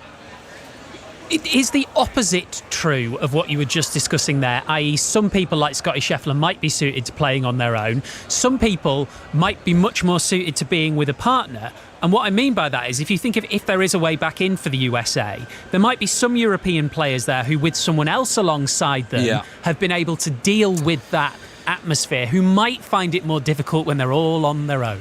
Yeah, no, that is true, Stephen. I think particularly away from home in this sort of atmosphere, that will be trickier. But they are such a tight unit. You know, the vice captains are there, the caddies are there. There's been some fantastic European support here as well. But I think what we've seen over the first couple of days, you're quite right, is a team playing together and firing off each other and lifting each other to kind of great heights. It is different today. You're playing your own ball, you're on your own, and it's going to feel lonely out there at times. I just think Luke Donald has come in with such a plan here, such a mission, you know, a bit like the one they put in place a couple of years ago and won the Ryder Cup, you know, very, very comfortably. Much more difficult to do away from home. They have got themselves into an amazing position, and they will not have been throwing it forward like we're doing now. There was a lot of celebration around the 18th green last night because there were some tight wins in some close matches, and the European players, I think, wanted to thank the European fans for their support. But as soon as they got off that 18th green and back into the team room, they know this isn't done yet. We've seen it in previous Ryder Cups. Comebacks can happen, and as I say, if USA start well, honestly, listen to your radio this evening because the atmosphere will build. It's that classic thing. If red goes up on the leaderboard, that means the USA are ahead, and that is when it will get tense. But let's not forget to win this match, and Europe are here to win. They don't want to tie this match and retain the trophy. They want to win. To win away from home is historic. There's only 4 European teams that have done that before. They need 3 points. 3 points from 12 to win. I mean, the way this team has played so far, it's very, very difficult, not to see them doing that. Great stuff, Ali. Thank you very much. Steve. Cheers, Ali. Alistair Bruce Ball there, live in New York, 4:15 here on 5 Live. We get our final day coverage underway with Mark Chapman in the team. At that same point, the football goes over to Sports Extra. So that is where you will get Newcastle United versus Arsenal in full with Mike Maine and Pat Nevin, who are already in position at St James's Park. Mike, we saw this fixture a lot last season. I just hope it has the intensity that it had then. Yeah, and so will Eddie Howe, funnily enough, because he was talking in his press conference and say we play better the more competitive the game. So you would think Newcastle will be up for it straight away. 4 games between the pair last year, 2 in the league, 2 in the League Cup semi-final. Newcastle came out on top in 3 of 4 of those. Arsenal have that little bit of grit about them, you think, particularly through their manager, Mikel Arteta. Certainly hearing a couple of fans before I came here today talking about how Mikel Arteta tries to give that competitive edge to his players by his actions on the touchline. They need to show it in these big games. That's their big criticism. They don't often lose them, but they're not often winning them as well. They're a little bit conservative. Can they now take Newcastle all the way? Can they push on? Can they kick on against the Geordies here? Pat, we'll have a much longer chat closer to kick-off, I think, winger to winger about Anthony Gordon. But just in terms of his presence, the impact and importance of him coming back from suspension today. It's absolutely huge. I heard you talking a couple of hours ago about it, and you're absolutely right. I mean, look at Newcastle just now. Wolves, Bournemouth, Villa, Leeds. 1 goal in 6 hours worth of play there. You need people that can A, score, B, create. And that's Anthony Gordon when he's playing at his very best. So he needs to be back, he needs to be on form, and needs to be pushing the team from the front. Now, we don't know yet if he's going to be starting up front or on the left or on the right or whatever, but he's going to be crucial to this because, remember, Arsenal, for all the things that people have said to him, have lost 2 goals in the league this season so far. One of them against Manchester City. They should have won that game. They dominated it. And one against Liverpool, who are not bad. So they're in rather good form. Arsenal just now, very, very hard to break down. All that suggests very low-scoring game. But I've got great hopes it won't be. Just need an early goal. Yeah, well, absolutely. And it's great that we can talk to you now in advance of team news because you can give your opinion on that discussion we were having about Voltemada from the start with Gordon on his natural left-hand side, or is it more likely he might go Gordon down the middle, Eddie Howe? why don't we just say Gordon on the right and Barnes on the left? You know, the Either real or, possibility yeah. of doing that way, and Voltemada up front. It must be a massive temptation that Voltemada's so new to it, and it's as the battle that he'll have against Arsenal's two brilliant centre backs, it would be tough for him. But there's nothing wrong with trying to soften them two up a bit. Good luck there, and giving Gordon a little bit of a chance later on. He's got options, and that's the one good thing about Newcastle. They've got one or two options now, which they didn't have when Isak was unavailable and they were worrying about him. Now they've made a decision that they can go forward. Can I make a decision of what it's going to be? No. A bit like Julian? No, I can't either. But I would like to see Anthony Gordon on the pitch from the start. By the way, don't even start talking about the options up front that Arsenal have got. They've got loads. Yeah.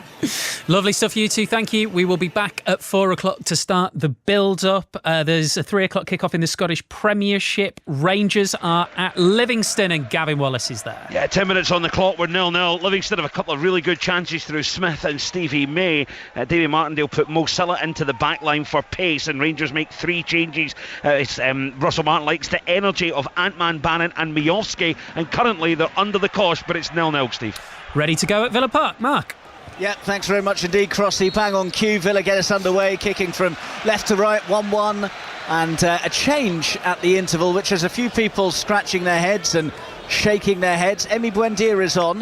Harvey Elliott has gone off. And Clinton, there was a Villa fan just asking you, what on earth is that all about? I don't know. He comes in more than me. I don't know what Harvey Elliott's done wrong. But if he's not going to play him, he might as well go back to Liverpool.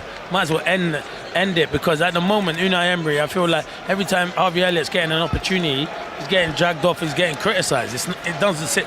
I can understand if he's had a bad game, but he hasn't had a bad game. I thought he'd done all right in that first half. So very surprisingly, unless it's an injury, but I hope it.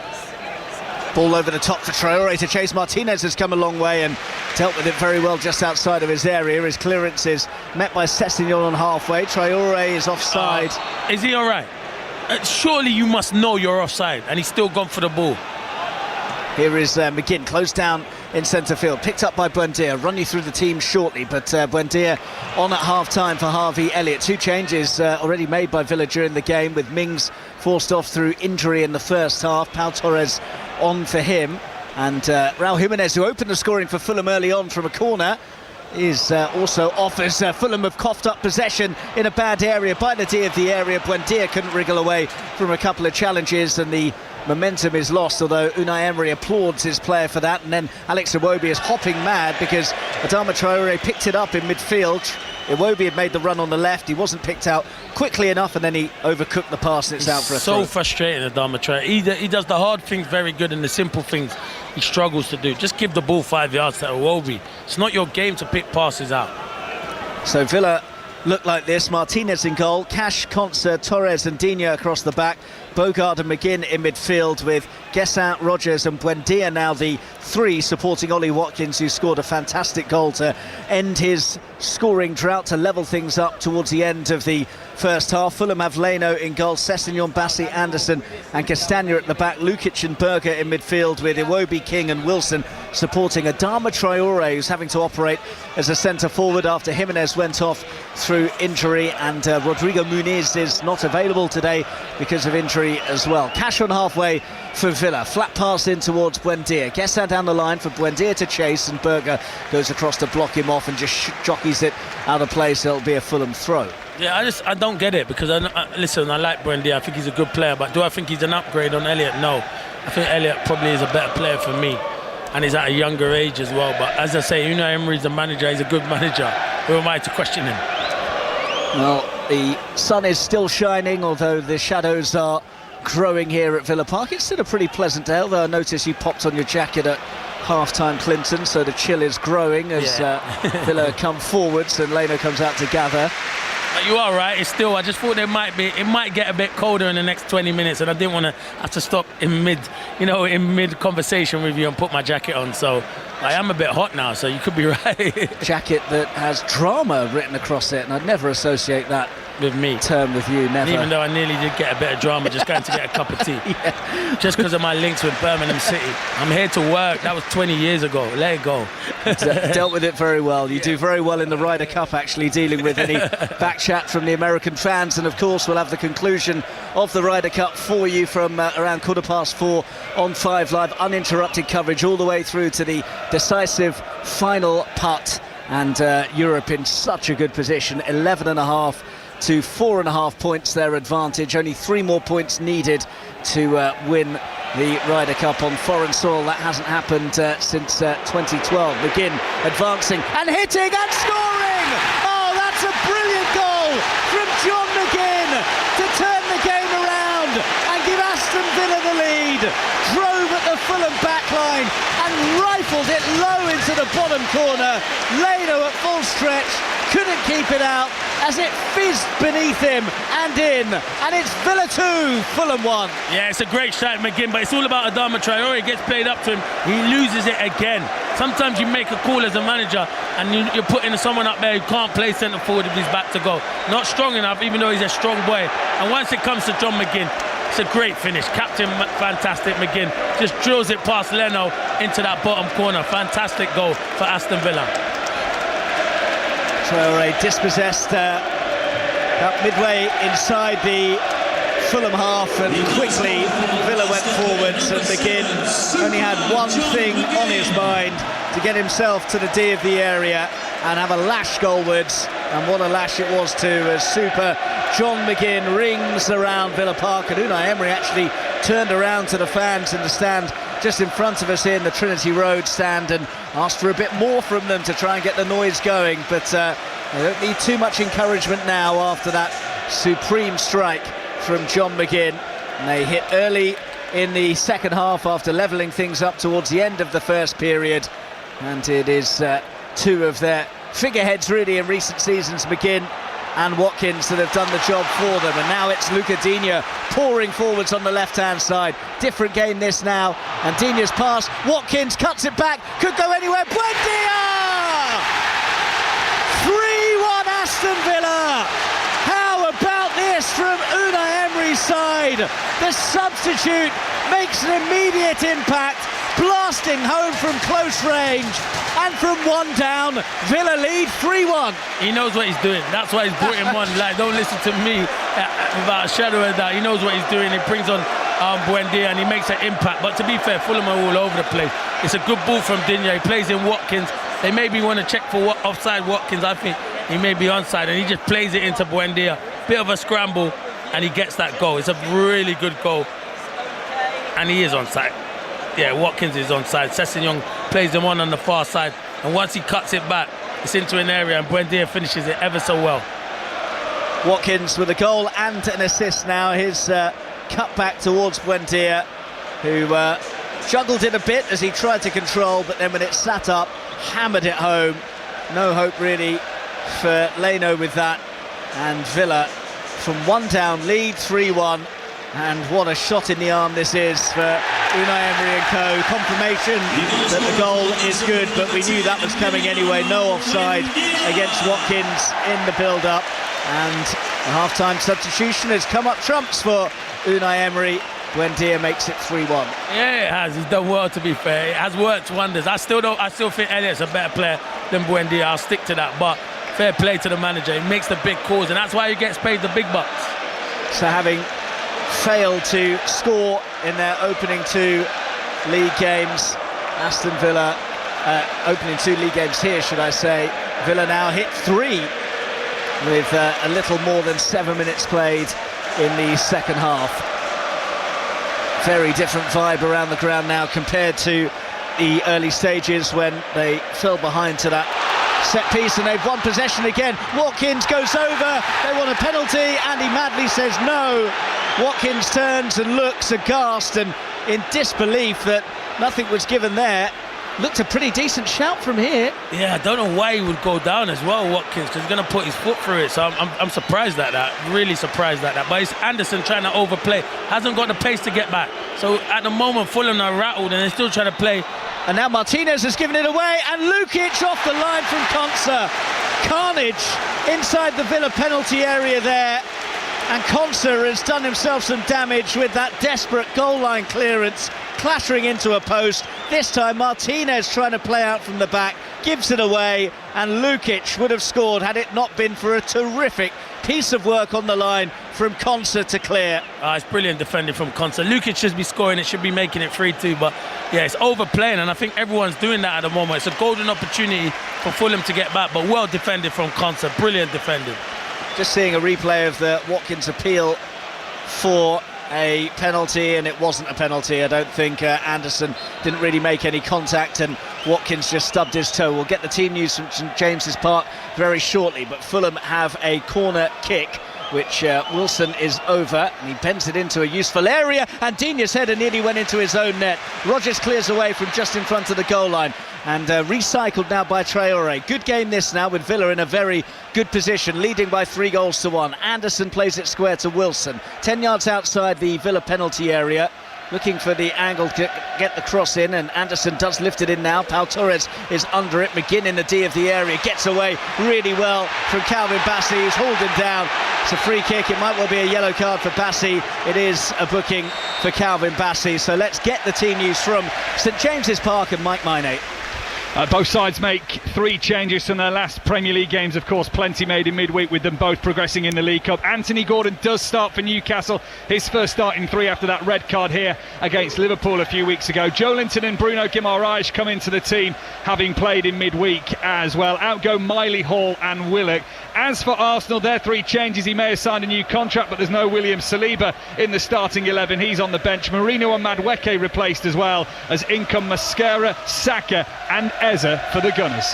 Thanks very much, Mike. Mike alongside Pat Nevin for commentary of that on Sports Extra from 4:30 here on 5 Live after this game. It's all about the Ryder Cup as Europe look to close things out in New York. Just 3 more points needed, and they will win. Here is Konsa for Villa, who are looking good for the win themselves, and the fans have found their voice.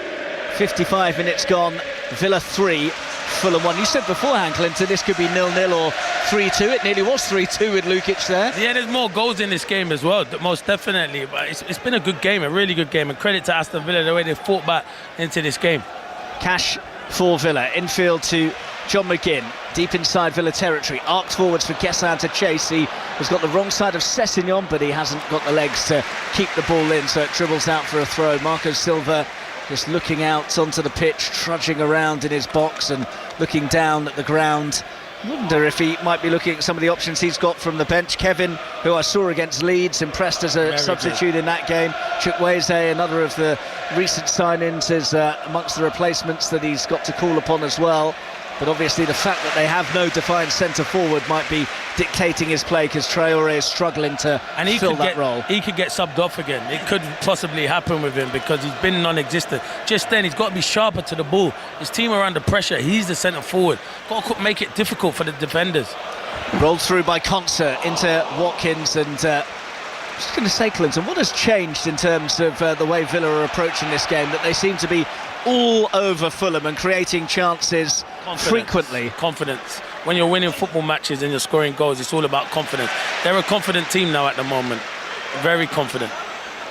So it's nothing to do with tactical or technical changes. They've just got a lot more belief now. No, yeah, I don't think tactically it's changed anything. It's still the same group of players, only with Buendia coming on and obviously Pau Torres coming on for Mings, but it's confidence. Fulham started on the front foot, and once Watkins equalised, it's been Villa that have been the better team. Fulham, who are set to fall short in their attempt to make it 3 wins in a row yet again.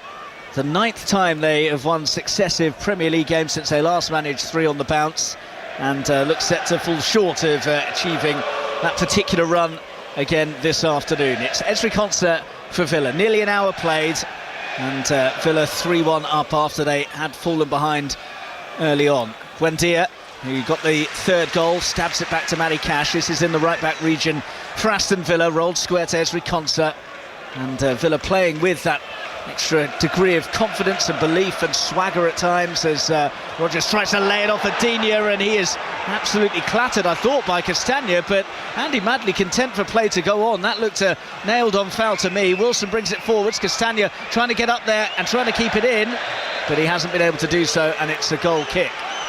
Yeah, I'm here for it. It's not a foul. Castagna gets the ball. Dinian, he doesn't catch him. I think Madley's let a lot of things go, and I think he gets the ball, and I think he gets that right. I don't like when we keep stopping and starting. We need football to be flowing. Or maybe not. Seeing that replay, I feel like he gets the ball and it's his follow through that catches Dinian's ankle. So he gets the ball, but it's the follow through. So it should have been a free kick in the end. And it's going to be a goal kick for Aston Villa instead, and that gives us a chance to drop into the Scottish Premiership, and Rangers, who are away at Livingston in front of Gavin Wallace. And they've just scored, so it's Livingston 0, Rangers 1. James Tavernier on the 6-yard line, a sort of bicycle kick on the spin. Gassama played it to the back post, Ant-Man played it back across, and Mr Dependable puts Rangers 1-0 up against Livingston. Chelsea were in charge last time we heard from Emily Herbert at West Ham. They still are. It's Chelsea 3-0 up at the break. The reigning champions looking to continue their perfect start to the season. The record win in WSL history is Arsenal 11, Bristol City 1 in the 2019-20 season. We need a few more goals to beat that, but Chelsea have a lot of depth on that bench to come. Half-time with West Ham down to 10-2. It's West Ham 0, Chelsea 3. Thanks, Emily. We'll keep you up to date with that and events at Livingston as well. And full commentary still to come of Newcastle against Arsenal. That's normally always a very, very good listen. Sports Extra from 4:30 for that. Villa pouring forwards again, looking to add to their 3-1 lead as Cash surges clear on the right, held up briefly by Sessegnon. Changes are on the way for Fulham, with Smith Rowe and Kevin about to be introduced as Marco Silva rolls the dice, as he needs to do given the current situation with an hour played at Villa Park. Sessegnon goes back to Calvin Bassey, who's just on the edge of his penalty area, waits for Buendia to go and close down the space and then tries to surge forwards, but Buendia has held him up. It's back with Sander Berger in centre field, and he's played it square to Joachim Andersen, and it's back with Berger now. Here is Bassey, all deep in Fulham territory at the moment, as Sessegnon goes up the line and doesn't find the pass he was looking for, so it's gone out of play. It's gone into the possession of Cash, who goes all the way back to Emi Martinez. These changes are about to be made then, and just trying to work out who we think might be the players to be hooked, Clinton. The difficult one. I think anyone could be hooked at the moment. Long ball over the top for Watkins to chase for Villa, forced wide, and Bassey on his shoulder. Watkins has maintained possession on the left-hand side, back to Rodgers on the corner of the area. He had Dina making the overlapping run, but it's instead been lost to Alex Iwobi, who can pop it into the path of Josh King, who's been quieter in this second half, hasn't he, after he ran the show before the break? Yeah, I wouldn't be wanting to take him off, but I could see him maybe for Smith Rowe. I hope not, because he's been quiet, but that's because Fulham have been quiet and they haven't got him the ball. But you've got to credit Villa. Villa have been good. Lukic has rolled it out to the far side. It's Castagna who's clipped the cross in. It's a good-looking ball. Cash underneath it, and Guessin is there as well to help mop things up for Villa. Blasted away by Matty Cash up to halfway, where it's controlled by Bassey, who had Watkins in attendance, and he coolly gets it back to Bernd Leno. But Fulham need to move the dial in this game, because Villa have the lead, have the cushion and have the confidence at the moment, and Fulham short of ideas. They haven't caused many problems, just that Lukic one that was cleared off the line really, and that came from a Villa error as the ball is pumped into the Villa box. Cash rises high to nudge to half safety as Guessin picks it up by the byline, rolls it back to Cash. He just swings it towards the halfway line, and Watkins has done well to hold off Bassey. Good strength by Watkins, excellent into Buendia, and now it's with McGinn in midfield, rolled forwards for the figure of Bogard, and picked up by McGinn on halfway. Details of a penalty shortly in the Scottish Premiership, but it's Villa who are moving forwards at the moment with Luca Digne. Just slows things down now. We will be with Gavin Wallace shortly, but Villa in an advanced area, and they go back now to Konsa. Those Fulham changes imminent too, as it's with Cash just over halfway now for Villa, have been forced to retreat slightly, and on halfway now, so let's go to Gavin Wallace at Livingston. You talk about drama and Clinton Morrison's jacket. We've had drama here. James Morrison has just missed James Tavernier has just missed a penalty. Pryor saved it. It was poor, it was down the middle, and the goalkeeper saved it. Rangers still 1 to the good. Thanks, Gavin. Here at Villa Park, it's Villa in charge, 3-1 up, 63 minutes gone. Those substitutes have been warming up for a while now, Kevin and Smith Rowe, and waiting for the ball to go out of play. No, but you know what's happened?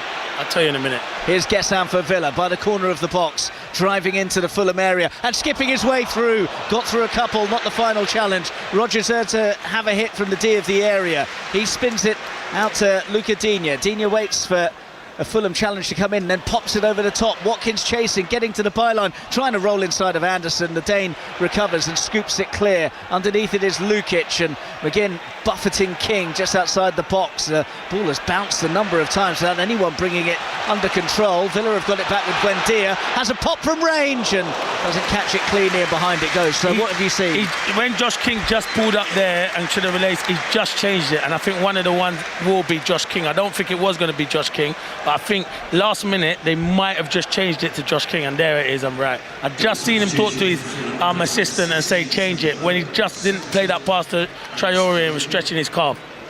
So Josh King, who was really impressive before the break, is taken off, as is Alex Iwobi, and it's Kevin and Smith Rowe that come on. I saw, as I was saying to you, Clinton, a late cameo from him against Leeds, his first piece of action in the Premier League in a Fulham shirt. He was really good, really direct, and that's just what Fulham need. But again, he's going to be providing the service for someone who isn't a centre forward in Iwobi, in Traore. And that's the problem. They've missed Jimenez. I think Jimenez, the way he started and the way he led the line, would have been fantastic. So yeah, it's been a huge blow for them. I am surprised he hasn't changed Lukic in midfield. He's already on a yellow card and maybe gone a bit more attacking. Fulham 3-1 down with 25 minutes of the 90 to play as Cash clatters into Kevin, who did pick up a shoulder injury against Cambridge United in the League Cup in the week and just landed awkwardly on his shoulder there, but seems to have shrugged it off. Yeah, he has shrugged it off. Another one is Robinson for Sessegnon. Maybe give Robinson the minutes. He was one of the best left-backs in the Premier League last year. Not sure what's going on there, because I don't think it's necessarily a fitness thing. He was linked with a number of clubs said to be keeping an eye on him. I think Liverpool were strongly rumoured to have an interest in the American, but it came to nothing in the end, and he's found minutes hard to come by. He has. I don't understand. Listen, Sessegnon's done well at the start of the season, so there's no doubts about that. He has been good, but Robinson is the better fullback than Sessegnon. So Aston Villa looking for this much-needed win, their first Premier League win of the season. It would mean that Wolves are the only side yet to pick up a victory in the Premier League this term. They came mightily close, didn't they, at Tottenham Hotspur last night, but just fell short. João Palhinha right at the end for Spurs. You can see highlights of that game right now on the BBC Sport website and app, and all of the games available for you from the weekend from 8 o'clock onwards. And Match of the Day tonight, BBC One at 10:30. And you can see all of the goals from today, plus a recap of what happened yesterday in the Premier League, as Konsa goes back to Martinez, who nearly loses it to Traore, who was closing him down by the edge of his 6-yard box, but coolly done by the Argentinian. And now Villa are able to push up the pitch as a result of that. Cash on halfway has Gessan in support on the right flank, but opts against using Gessan and goes back to Konsa, who's the only player inside the Villa half right now. Konsa waits for an option to come and gets it in the shape of Bogard, but that's sloppy from him. Tidied up by Rogers after Villa looked like they'd lost it. He cushions it back to Pau Torres, who's on the halfway line. Upfield to Watkins, who's just taking up a bit of a different role at times. He's been running on that left-hand side quite a lot rather than straight through the middle, and that seems to have given Fulham a few headaches. Yeah, because he's playing on Anderson, and he knows he's not probably as quick as Bassi, so he will get in down them channels, and he is causing problems. And that's an out-to-in runs from the centre-forward down them channels, and he knows he's got the pace to cause Anderson problems. Clinton Morrison with us on 5 Live with a quarter of the game left to play, and Villa in a very strong position, leading 3-1. Castagna looking to try and get the cross in from the right wing. Goes back to Wilson, all tight to the right touchline. This as Fulham look at it. Nicely played by Lukic from Wilson, who clips the cross in, but that's easy for Emi Martinez. I mean, you've got no burly centre forward in there. I'm not sure if clipping in crosses like that's the right idea. No, they got to find ways of whipping it hard and low, because Traore's not going to win headers, and even probably Smith Rowe unless he arrives late. So yeah, they've got to be intricate when they're trying to break this Villa defence down.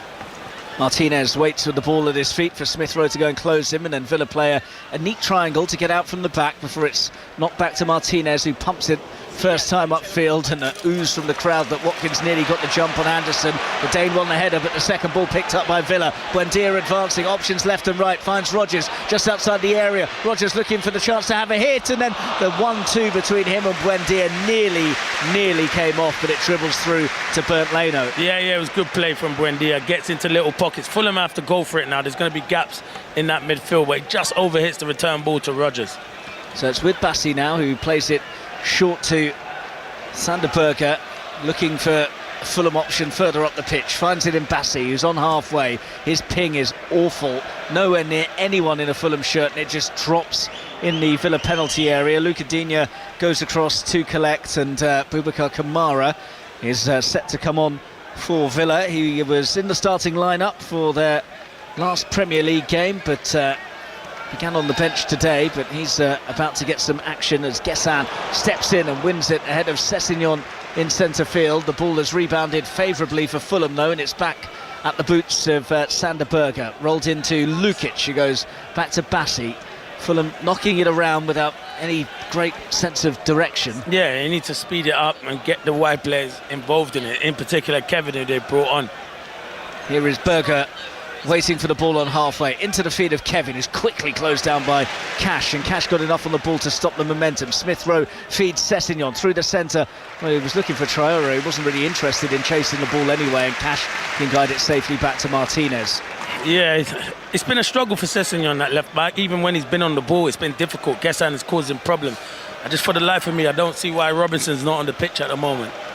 Cash right back for Villa, gets away from Kevin and feeds McGinn. McGinn's quick curl out towards Ollie Watkins, just had a bit too much oomph on it, so it will roll through to Bernd Leno, who just uses his feet to play it forwards. Fulham with time ticking, 20 minutes left to play, still 3-1 down. They did lead early on, courtesy of Raul Jimenez's header from a corner, and Villa wobbled after that, could easily have gone 2 down, but they got back on terms courtesy of Ollie Watkins' brilliant lob, and then have pushed on since then to have this 3-1 advantage. McGinn and Buendia with the other goals for Unai Emery's men, who are closing in on a much-needed first league win of the season. It's a throw which Sessegnon is waiting to take, but that will give Villa the chance to make this switch and allow Kamara to come on. And it's John McGinn, the man who scored that fine third goal for Villa, who is coming off to a standing ovation from the home fans. Yeah, he's been good. I like John McGinn. I think he's a brilliant player. And when the going gets tough, he always fronts up. He always wants to talk to everyone, say how disappointed the team have been. But he's been outstanding today. I think he's been first class and deserves his goal as well. And here comes Boubacar Kamara then to replace the Villa skipper. Gets a pat on the back from Unai Emery as he takes his seat on the bench, and the John McGinn song starts up again from the home fans. I always like to try and keep an eye on the managers in the dugout and the sort of instructions that they get out as Kevin comes away for Fulham on the left-hand side, surging into the area. Oh, he's overrun it. Well, did the hard work there because he got the jump on Cash, sped away on the left flank, and then just got himself in a muddle and hit the ball against his own feet, and it bounces out. Yeah, it was a big touch. I think he's running at so much speed, he needs to slow down then. Once he gets into them positions, can he slow down? But as I say, it's a big 18 minutes, and it's surprising because the whole time Marco Silva was standing up. As soon as he'd gone 3-1, he sat back down, looks deflated, but his team need him now. Oh, and Villa nearly caught in possession inside their own penalty area again. They got away with one not that long ago when Martinez gave the ball away and Lukic saw one cleared off the line magnificently by Ezri Konsa. This time, playing out from the back, they're relieved that the whistle has gone for a free kick, but living a bit dangerously on that front as they take the free kick and find Rodgers quickly forwards. Villa have done that a lot better in the second half, got the ball upfield a lot more urgently than they did in the first period. Guessin lays it off for the newly arrived Kamara, gives it back to Guessin, who's looking for the cross and gets it in, but it dribbles all the way through to Bernd Leno, who just slides in and catches and then picks it up and Well, again, he's looking for a quick option, a quick release, and no one's given him an out ball. No one has given him an out ball. You know what I've not seen warm up at all is Jadon Sancho. Is he definitely on the bench? Because I've not seen him once. Has he pulled out? I can confirm he was named on the bench. Yeah, unless he picked an injury. 'Cause I haven't seen him warm up at all. Yeah, he and Harvey Elliott, there was some scratching of heads about the lack of minutes that they've had so far since moving to Villa. As Kevin pokes it down the line for Sessegnon. Good low ball in. Kamara nearly an own goal as he lunged forwards to intercept the cross, poked it towards the near post. Martinez down to gather. No, that's better from Sessegnon. That's why I say I prefer Sessegnon as further up the pitch than as a fullback. I think his strengths are going forward. He does well with Kevin, and it was a good deflection, because if not, Smith Rowe's 6 yards out and he probably makes it 3-2. Martinez hammers it up to Watkins. Him and Anderson in a wrestle.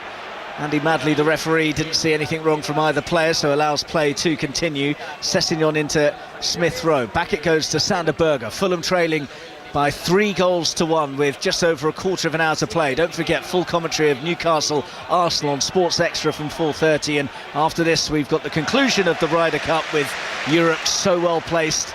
Just 3 more points needed for victory in New York. Mark Chapman and the team will bring you the very best coverage of that. Cash lays it up towards Emi Buendia, who is frustrated with the pass not having enough pace on it, which allows Berger to step in and make the challenge. Unai Emery again trying to just keep his side honest and get the energy and momentum from them, constantly barking out orders and instructions as Konsa has it just inside the Villa area. Back it goes to Martinez, who swings a boot at it and gets good distance to find Watkins, who heads it forwards, but there's nobody in claret and blue further forward, so he has to chase his own header, which nearly comes off for him. Bassi is in the right place, and then there's a coming together off the ball there. I'm not quite sure what happened, but Fulham carry forwards with Smith Rowe. Now it's Kevin. Again, a danger on this left-hand side. Kevin inside of Cash. Smith Rowe looking for the 1-2, but not the right angle on the pass, and Konsa just shepherds it behind. Clinton Morrison. Yeah, he's got to be better there, Smith Rowe. That's what his decision-making. That's what Josh King was doing in the first half. That's probably why Josh King is ahead of him at the moment. It's just moments. When you get these opportunities, you have to have an impact on the game. It was a shoulder-to-shoulder, which Bassi was involved in there, which led to the off-the-ball incident, but nothing further needed to be analysed by VAR as Martinez plays it out from the back once again. Rodgers, good control from him, and he's got away from the challenge of Castagna, and now has got Watkins in business on the left-hand side, running at Anderson. That's what he wants to do, coming inside of Anderson and finding Rodgers, who goes over in the box, and again Andy Madley waves that away. It's one back in centre field though. Kamara out to the left-hand side, Dina with the crossing chance, Watkins waiting, Leno gathering. Yeah, it's good play. Rodgers has been good in this game, you know. There's great feet there. As much as he got jeered on the weekend, if he does come off, I hope he gets a big round of applause, because it's Rodgers. I'm not saying he's been back to his best, but he's shown some good moments in this game. Yeah, very different story today compared to when he was receiving the ironic jeers for completing passes. He's completed a number of good ones today as Traore gets clear for Fulham on the right side, plays it in. Sessegnon's in there, can't control. Chance comes and goes for Fulham. It was a half chance, but it was better from Traore in terms of actually delivering into the penalty area. Fulham have turned it over again inside the Villa half. Smith Rowe rolls onto Kevin, left flank now. He's got Cash up against him. Kevin cuts inside and goes backwards of square, and now it's with Calvin Bassi. Bassi, a couple of steps forwards, and then inside it goes to Berger. Berger waiting for the obvious pass to come. Takes a couple of steps forwards once again with the ball at his feet, and rolled out wide now to Kevin, but plenty of claret and blue blocking Kevin's route to goal, and one of them, maybe Buendia, steps in to make the challenge, and it goes out for the throw to Fulham. Clinton. Yeah, it's just been a bit flat from Fulham. I think they've slowed it, but you just saw there Traore, he's not a centre forward, so we can be critical of him. He's better on the right hand side, he's causing more problems.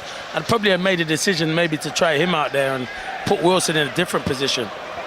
Villa on the counter here with Kamara, but Fulham scramble enough bodies back quickly to stop it in its tracks on the halfway line. Berger for Fulham, who are running out of time very quickly here. 3-1 down and just over 12 minutes of the 90 left to play.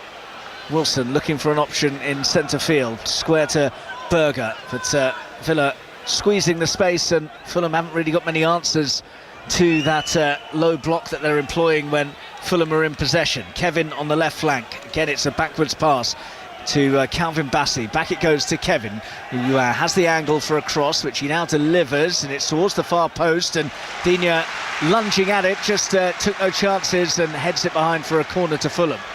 Yeah, it wasn't a good ball, I think, but Castagna was at that back post, so it was a struggle. Well, bit of afters between Traoré and Luca Digne for some reason over on that far side. He is ex-Wolves, so that's not the big one, is it, Clinton? It's Birmingham and Villa that really matters. That is the big one, yeah. In it goes from Wilson. Bent into a dangerous area. Martinez does brilliantly, though. Under pressure. Makes a clean gather, then goes down. Not sure if he was actually hurt, but he'll milk this, as is Emi Martinez's way. And Andy Madley just seeing if he does need any attention. Well, here come some more changes, and the lesser spotted Anthony Robinson is going to come on here, as well as Samuel Chukwueze, another of the deadline day signings that Fulham brought in. And he is a very handy player, good attacker, but he is another winger rather than an out-and-out centre forward. Yeah, he is. I can't see. I need to look when he comes at the end of the game, because I don't think I can see Sancho on the bench. I haven't seen him, so yeah. But he is Chukwueze. He can cause problems, and yeah, you can see why they brought him on the pitch. They're going for it now, and they need pace in them wide areas. So Sessegnon, one of them that comes off, and it is Harry Wilson who is also withdrawn as Chukwueze and Robinson come on here. But it's going to take something mightily special from Fulham, because we've got 10 minutes left to play, and they've barely laid a glove on Aston Villa in this second half. No, you're right, they haven't. But that's down to Villa. Villa have been very good. They've pressed, they've played in the right areas, and they've got the important goals at crucial times. So this will be a big win for Villa if they can hold on and get the 3 points. Their first league win of the season, having scored their first goals here in the Premier League of the campaign as well. Banged up to Watkins, who is up against Anderson again. This time the ball spins off his head and breaks for the figure of Castagna. Castagna up towards halfway. Infield it goes from Chukwueze, who's immediately into the thick of things. Now Sander Berger brings it forwards and pops it across to Robinson, who controls instantly on the left-hand side. His cross is blocked, though, by Guessin. It will be a Fulham throw, level with the Villa 6-yard box.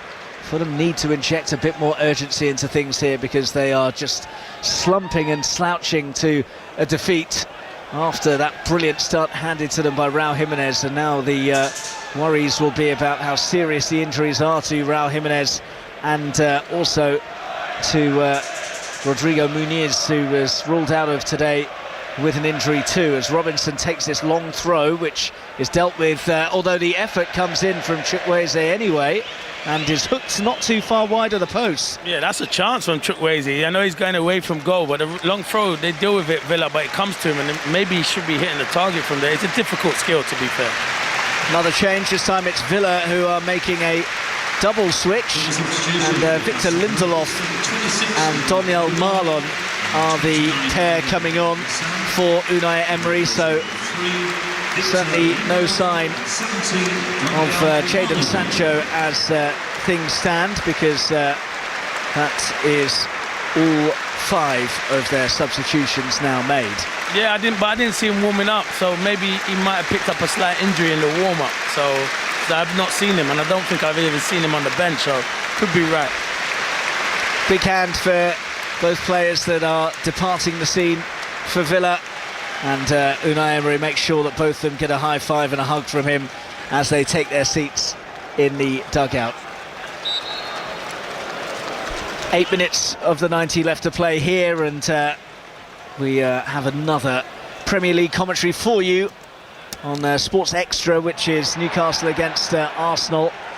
And on 5 Live after this, it's the conclusion of the Ryder Cup. You won't miss anything with the team out there in New York, as Buendia gets clear on the right briefly, but is then dispossessed by Bassey, who's pulled back. That's a pretty cheap free kick given away by Buendia, and Fulham take it quickly, but just run out of puff in this game. Fulham, they made Yeah, what was it, 11 changes for the League Cup on Tuesday, so fatigue can't be cited as a problem. Nah, too slow in possession. A lot of teams want this slow build-up, but for me, it can work sometimes if you quicken it up in the right areas, but they've just been slow in the second half. But as I say, that's testament to Villa. And I think the third goal was a sucker punch. At 2-1, you think you're in the game. The 3-1, it's a mountain to climb. Smith Rowe picks it up, back to goal, deep inside his own half. And Traore wanted the ball through the centre quickly, didn't receive it. Robinson has it.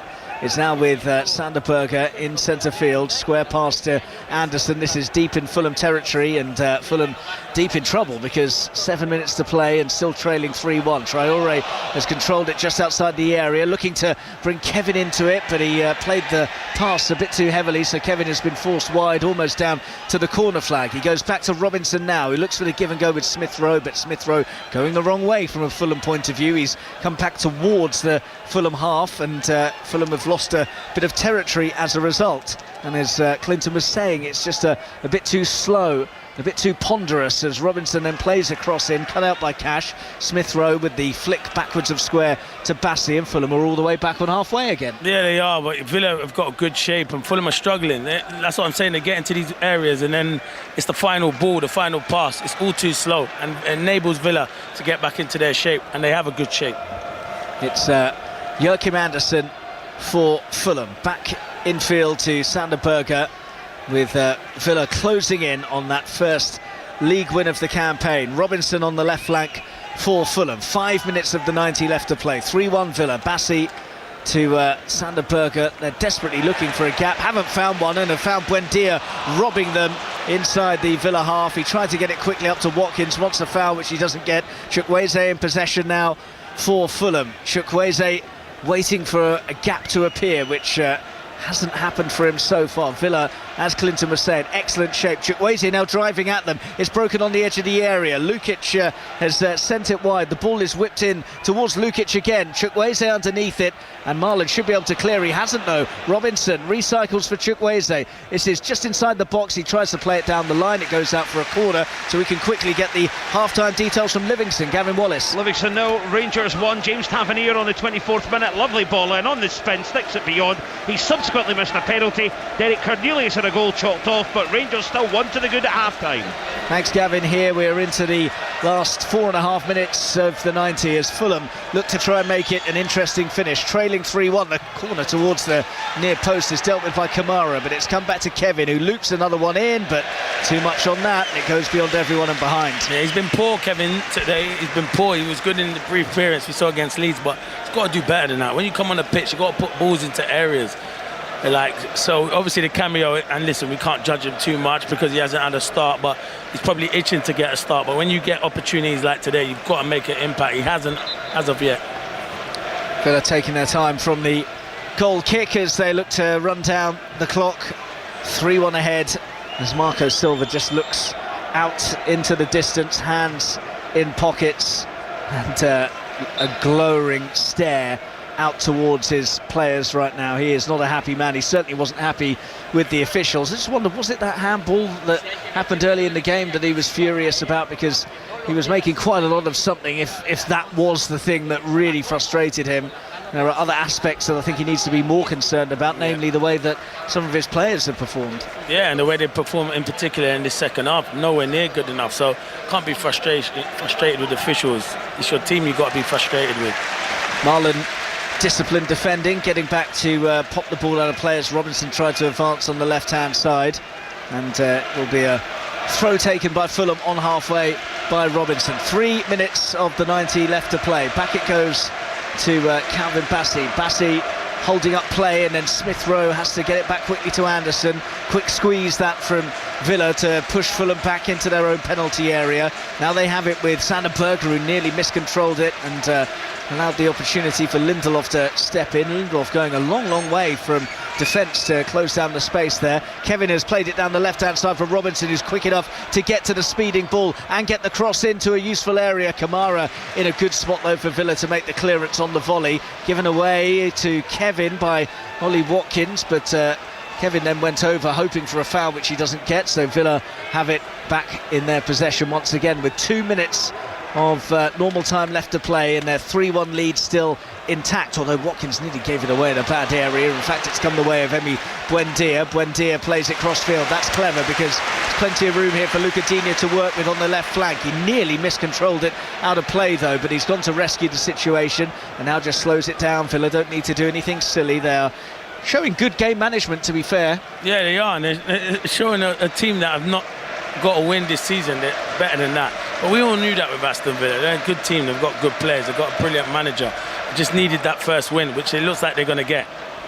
Much needed boost for Unai Emery's side to get that first league win of the campaign under their belts. They had the success against Bologna, but their league form have been disappointing. Their next game is back in Europe. They travel to Feyenoord in the Europa League, and then they host Burnley before a trip to Spurs, and then another Europa League outing against Go Ahead Eagles before, towards the end of October, Manchester City and Liverpool in consecutive Premier League matches.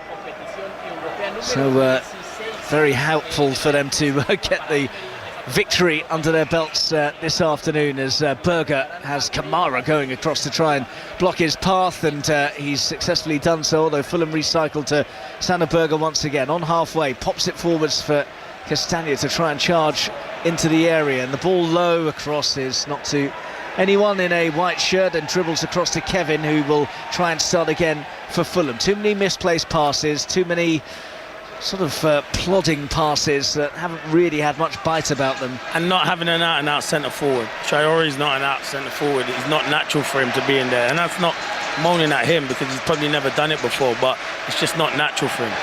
Kevin on the left wing. We're into the final few seconds of normal time. Villa 3-1 up and surely about to claim their first Premier League win of the season. Bassi has Marlon in attendance. Villa have stuck to their task really well. No time and space on the ball for any of the Fulham players, although that clearance has fallen to Chukwueze in the D. Chukwueze looking for the angle to have a hit, which he found, but he didn't find the right angle on his drive goalwards, which is skewed wide. We go to a minimum of 6 added minutes, which feels a bit lengthy because there weren't too many stoppages.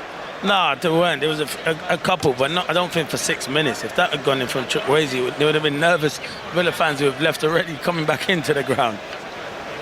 Well, next up for Fulham is a trip to Bournemouth on Friday, which does not look like an easy fixture for them. And then it's Arsenal at home before they go to Newcastle away. So a taxing set of fixtures on the horizon for them after today, and head-scratching for Marco Silva to do, both in terms of the way his team have performed, and also we will find out perhaps later when it comes to the extent of the injuries to their two centre forwards. No sight of Rodrigo Muniz today because of injury, and Raul Jimenez had to go off in the first half as well after he picked up a knock. Here is Lukic for Fulham. A goal now might make it interesting, but they haven't shown many signs of finding a way through. Chukwueze sauntering down the right flank though, and then Kamara's blocked him off. That's a free kick.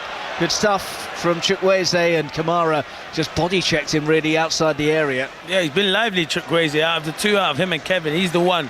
Had a couple of half chances with shots, and he's been positive because he went past Dinya like he wasn't there.